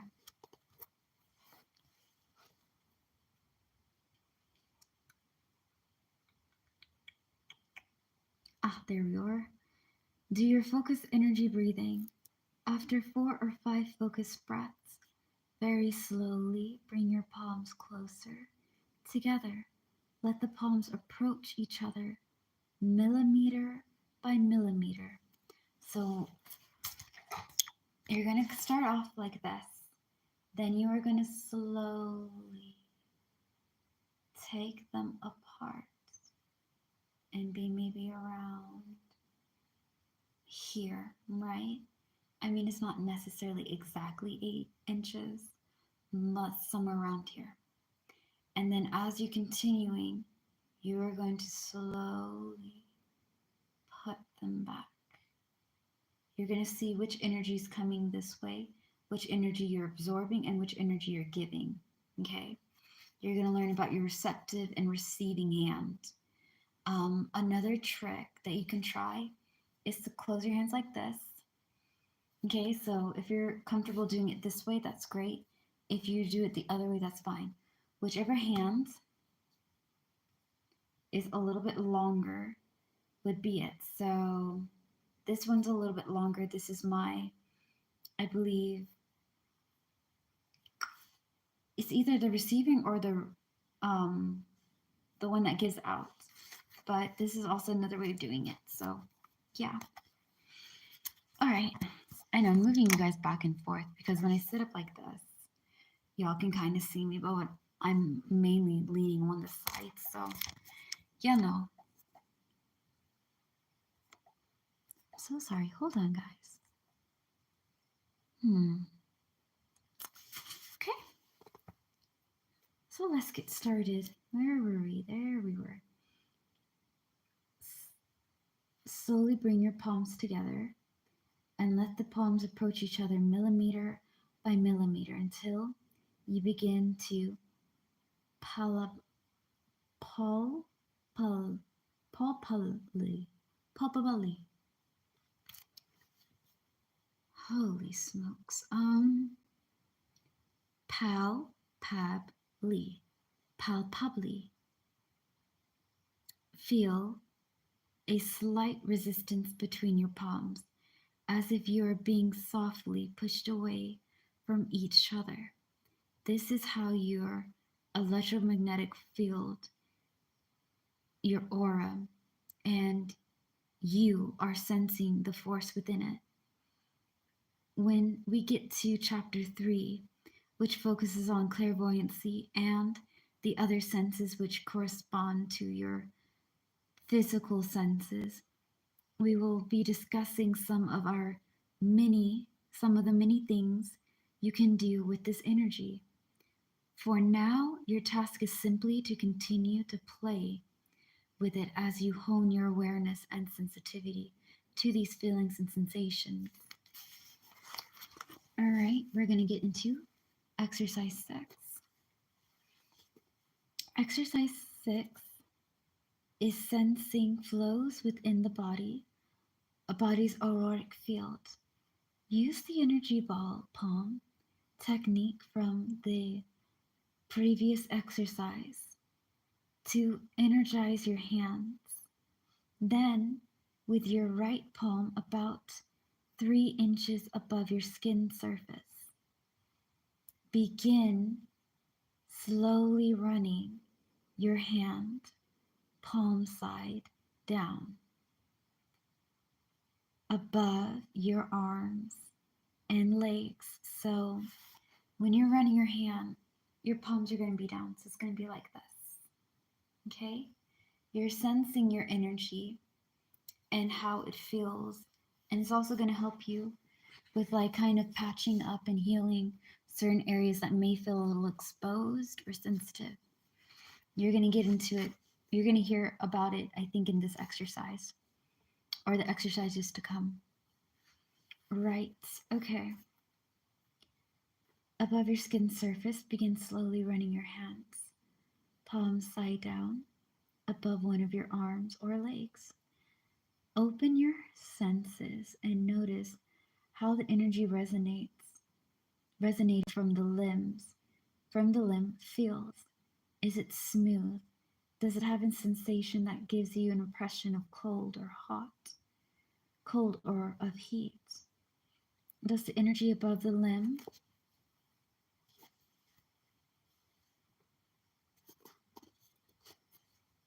does the energy above the limb feel constant as you run your palm through it?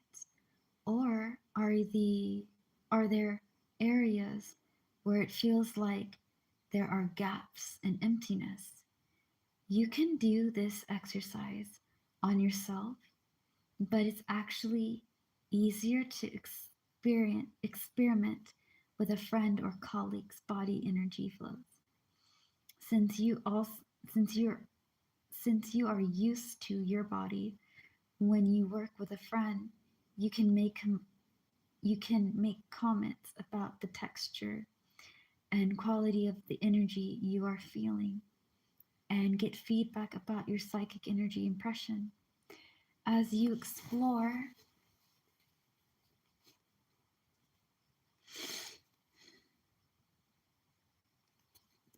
I'm going to try, guys, but I'm not going to be able to read past chapter 2 today.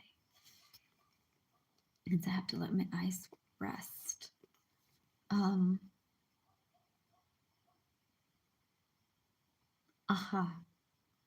Area of a friend's body and the auric field of that area. Your friend may tell you of an old injury. Hold on.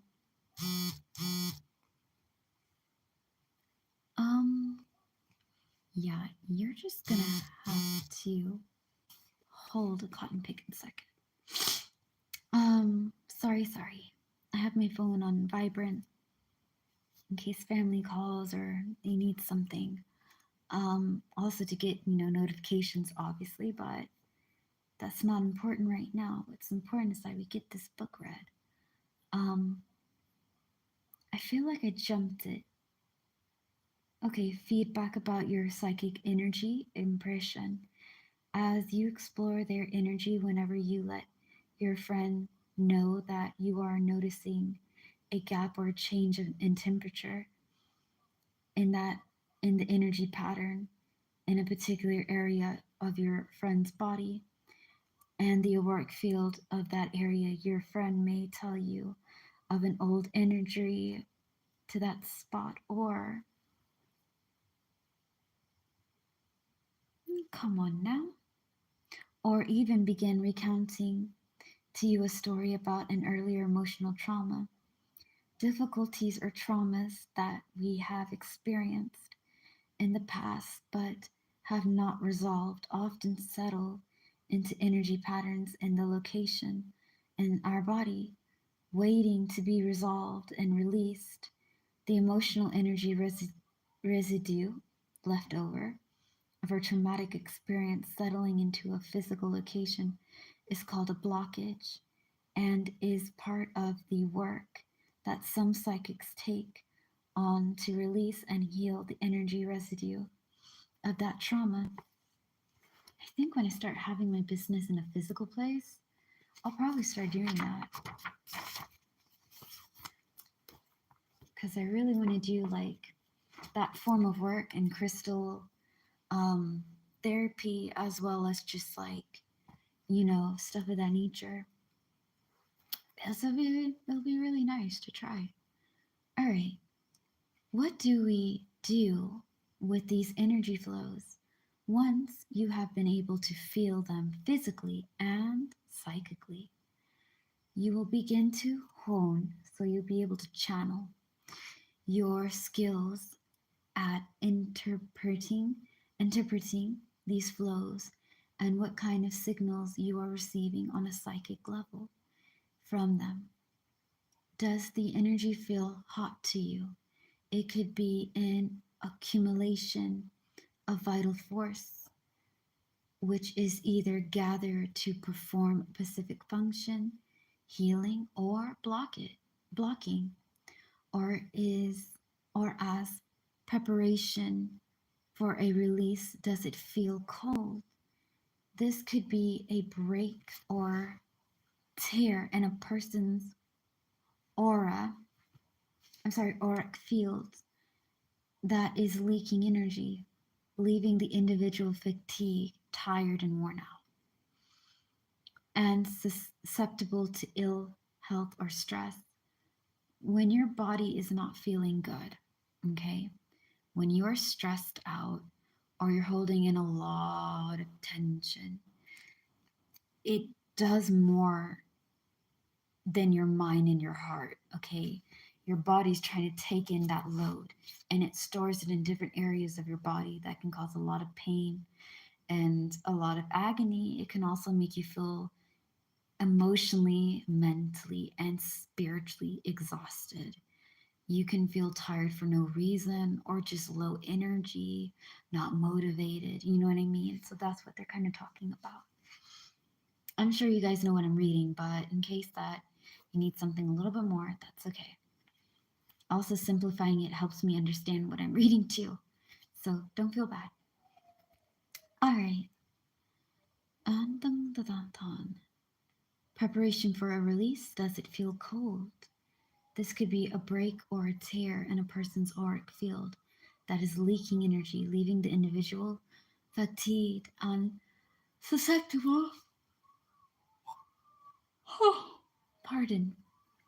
Susceptible meaning open to or, vulnerable to ill health, so sickness or stress.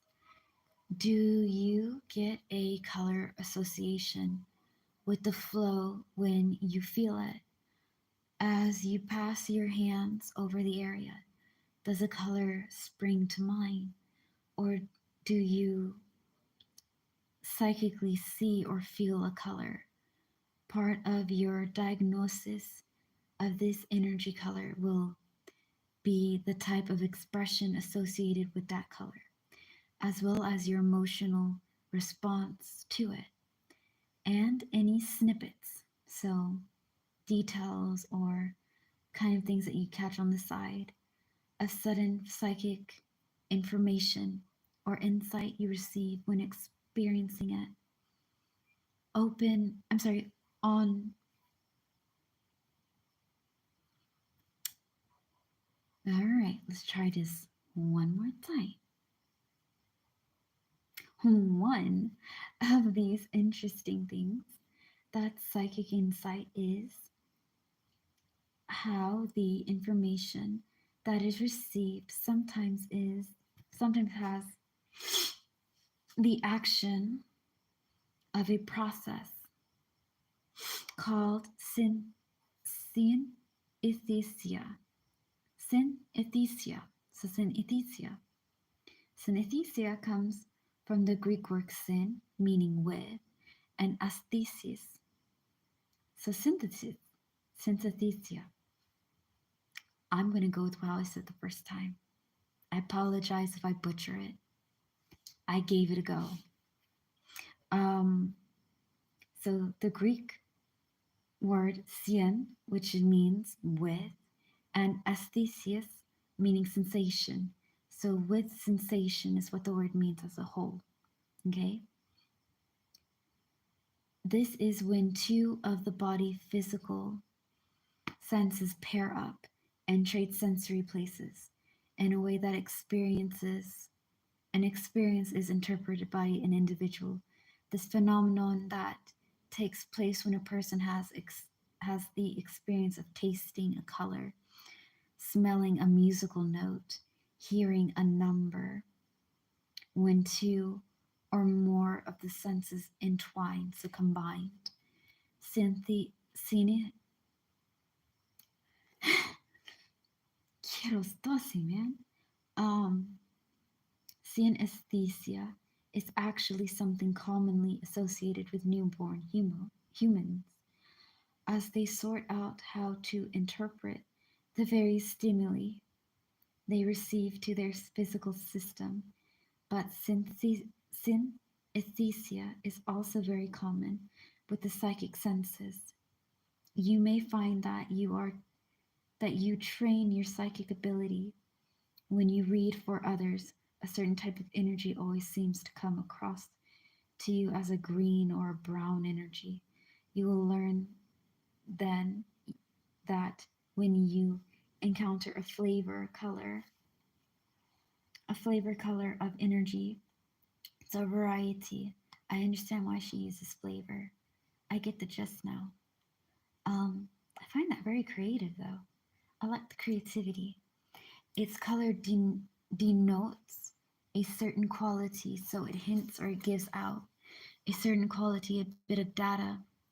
You can also use focused energy techniques to direct energy and intentions into an object or place for energy storage purposes. You may wish to infuse your psychic reading room, your dream chamber, or your meditation space with a calm and clear flavor of energy to enhance and strengthen your work in those spaces.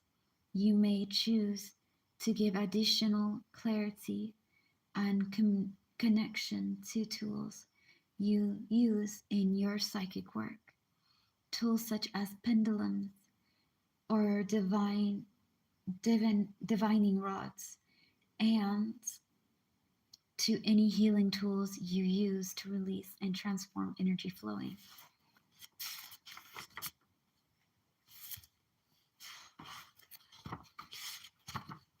Okay.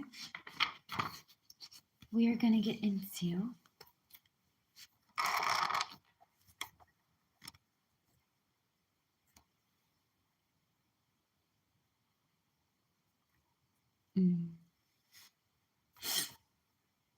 I'm sorry.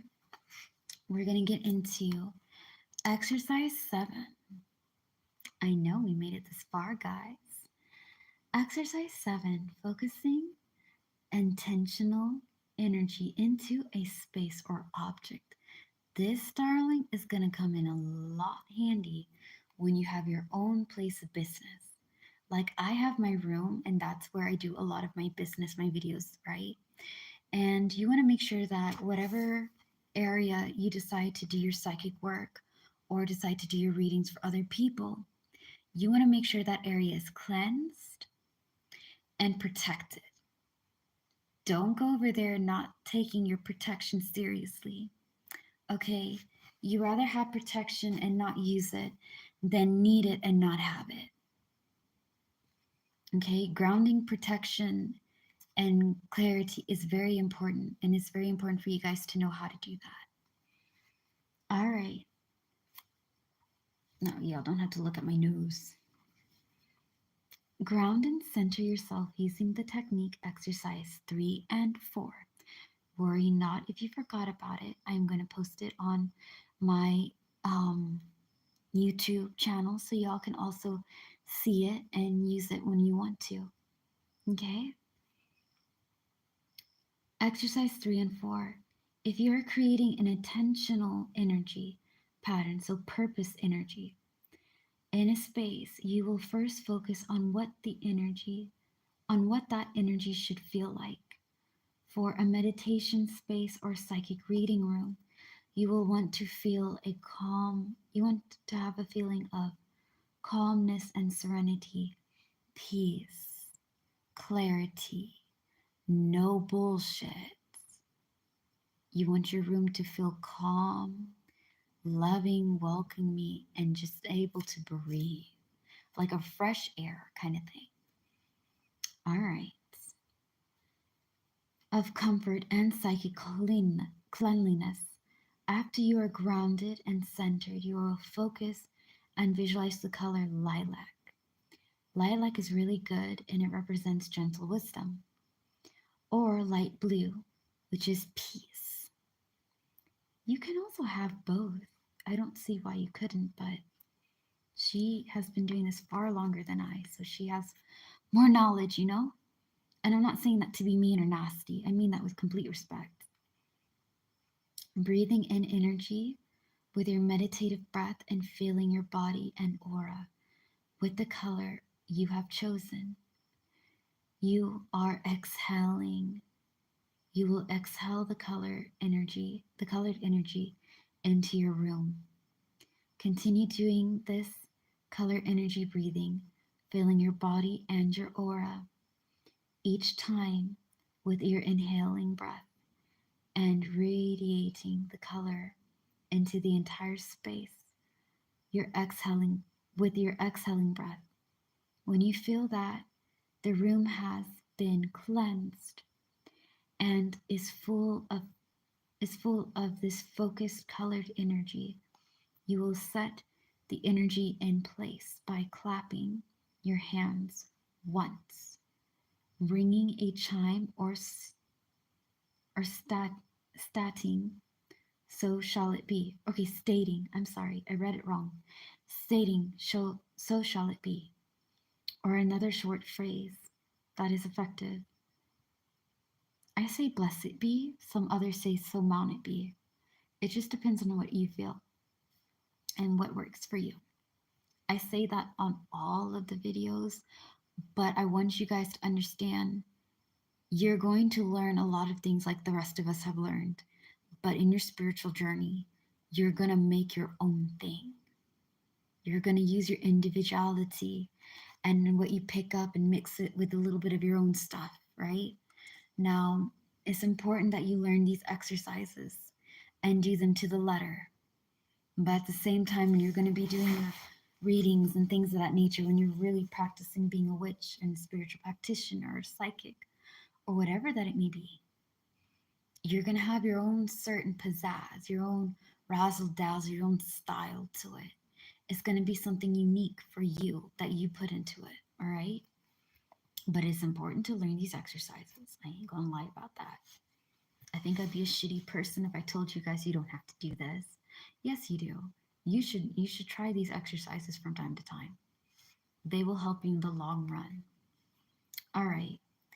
You want the kind of calm, focused energy that is discussed in a space, above in a space in which you are going to be doing psychic or energy healing work.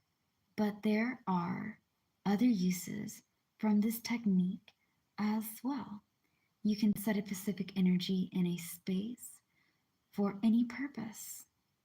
Perhaps you're going to have a talk or a meeting with someone, and you want to be sure that the communication is clear and honest, and that both of you are receptive to each other's ideas.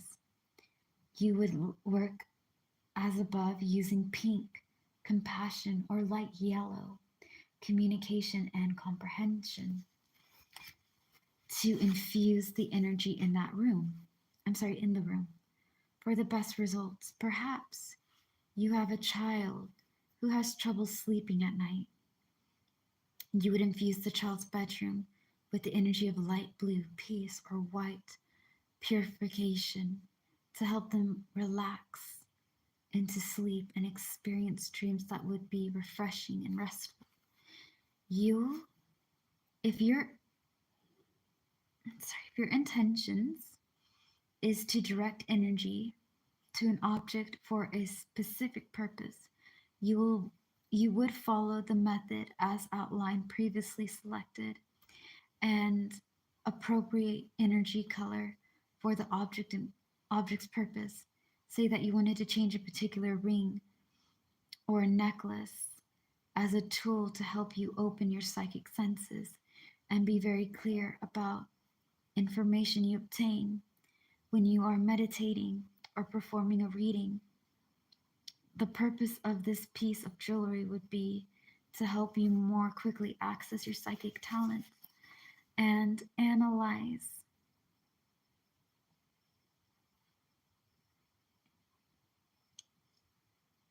what you are getting in your case.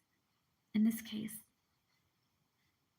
you would infuse the object with energy color of medium purple, which is psychic and wisdom, sorry.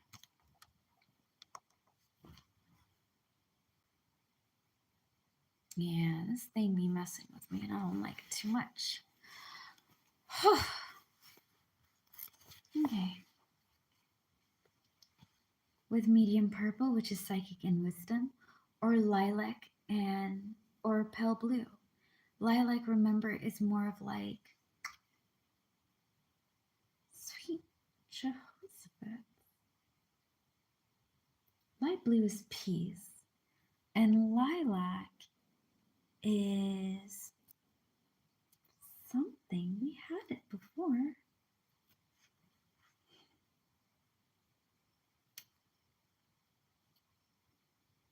Well, okay. Lilac or light blue or medium purple. Perhaps you are training yourself as a medical intuitive or a Reiki healer and wish to charge some crystal wands to help you move, transform, or release energy.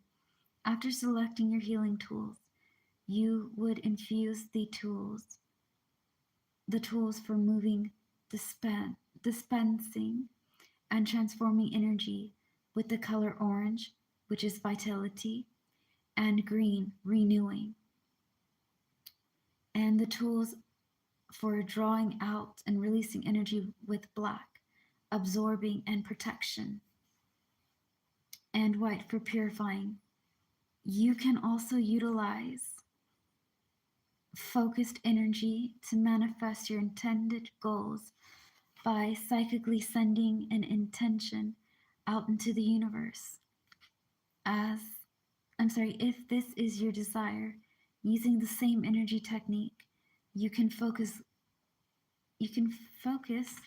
gather, direct, and release deliberate mental energy to manifest a goal via a purposeful meditation, prayer, or ceremony. Perhaps you would like to put the psychic message out there to meet like-minded, ethical individuals. So open-minded and chill people that actually have common sense and morals, would be something that you would like.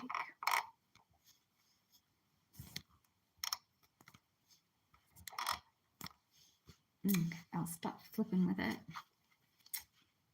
All right. Focus energy, manifest intentions. Perhaps you would like to put a psychic message out there to meet like-minded, ethical individuals whom you could learn from and with whom you could share your knowledge and experience. Or perhaps you'd like to put out the psychic call to have the opportunities you need too. Okay. grow in your spiritual and life's path. Open up to you. If you're seeking like minded individuals, first determine what areas you are seeking to explore right now. Knowledge and ideas? Send out Send a thought bubble out in yellow to attract individuals who have ideas and experiences they like to share.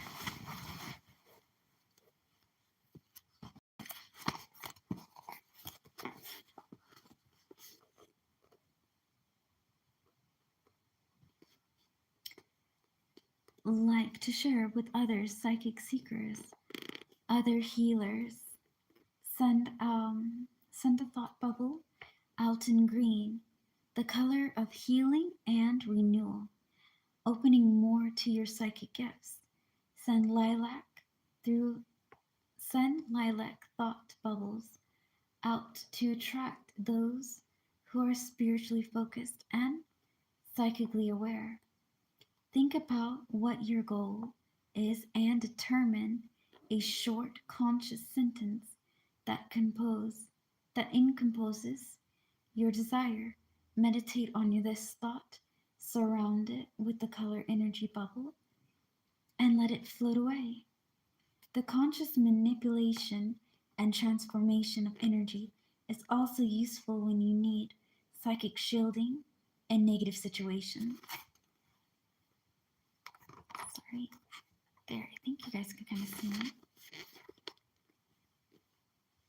Shield and negative situations, you may also need to create a Premble shield that allows your energy to flow when you're reading for others so that you receive clear information. When you create a Premble energy field, you receive the psychic information that you need when working with another person while being able to clearly differentiate between the psychic information, the emotional response your client has regarding that information, and your own opinions about the matter. This preamble shield also ensures that any issues that your client is dealing with doesn't transfer their energy to you. Instructions for the creation of the preamble shield can be found in the next chapter. The reasons for consciously focusing energy and the way in which the manipulation of transformation of energy can be focused are versatile, numerous, and applicable applicable to every area of psychic work, energy healing work, and your daily life. All right, everyone. For some of you guys, tomorrow, some later on today, because it's midnight where I'm at. So later on today, we will read chapter 2, which is all about opening to your intuition, building a strong foundation for your psychic work. Okay, which we'll get into more exercises and things. Thank you guys very much for allowing me to read to you on this Witchy Read bed. I hope that all of you stay safe. Make sure that you don't settle for less. Pray if you need to pray, breathe if you need to breathe, recharge if you need rest. And you're doing amazing out there. All right, slay the day, be happy and be gay. Bye, guys. Peace out.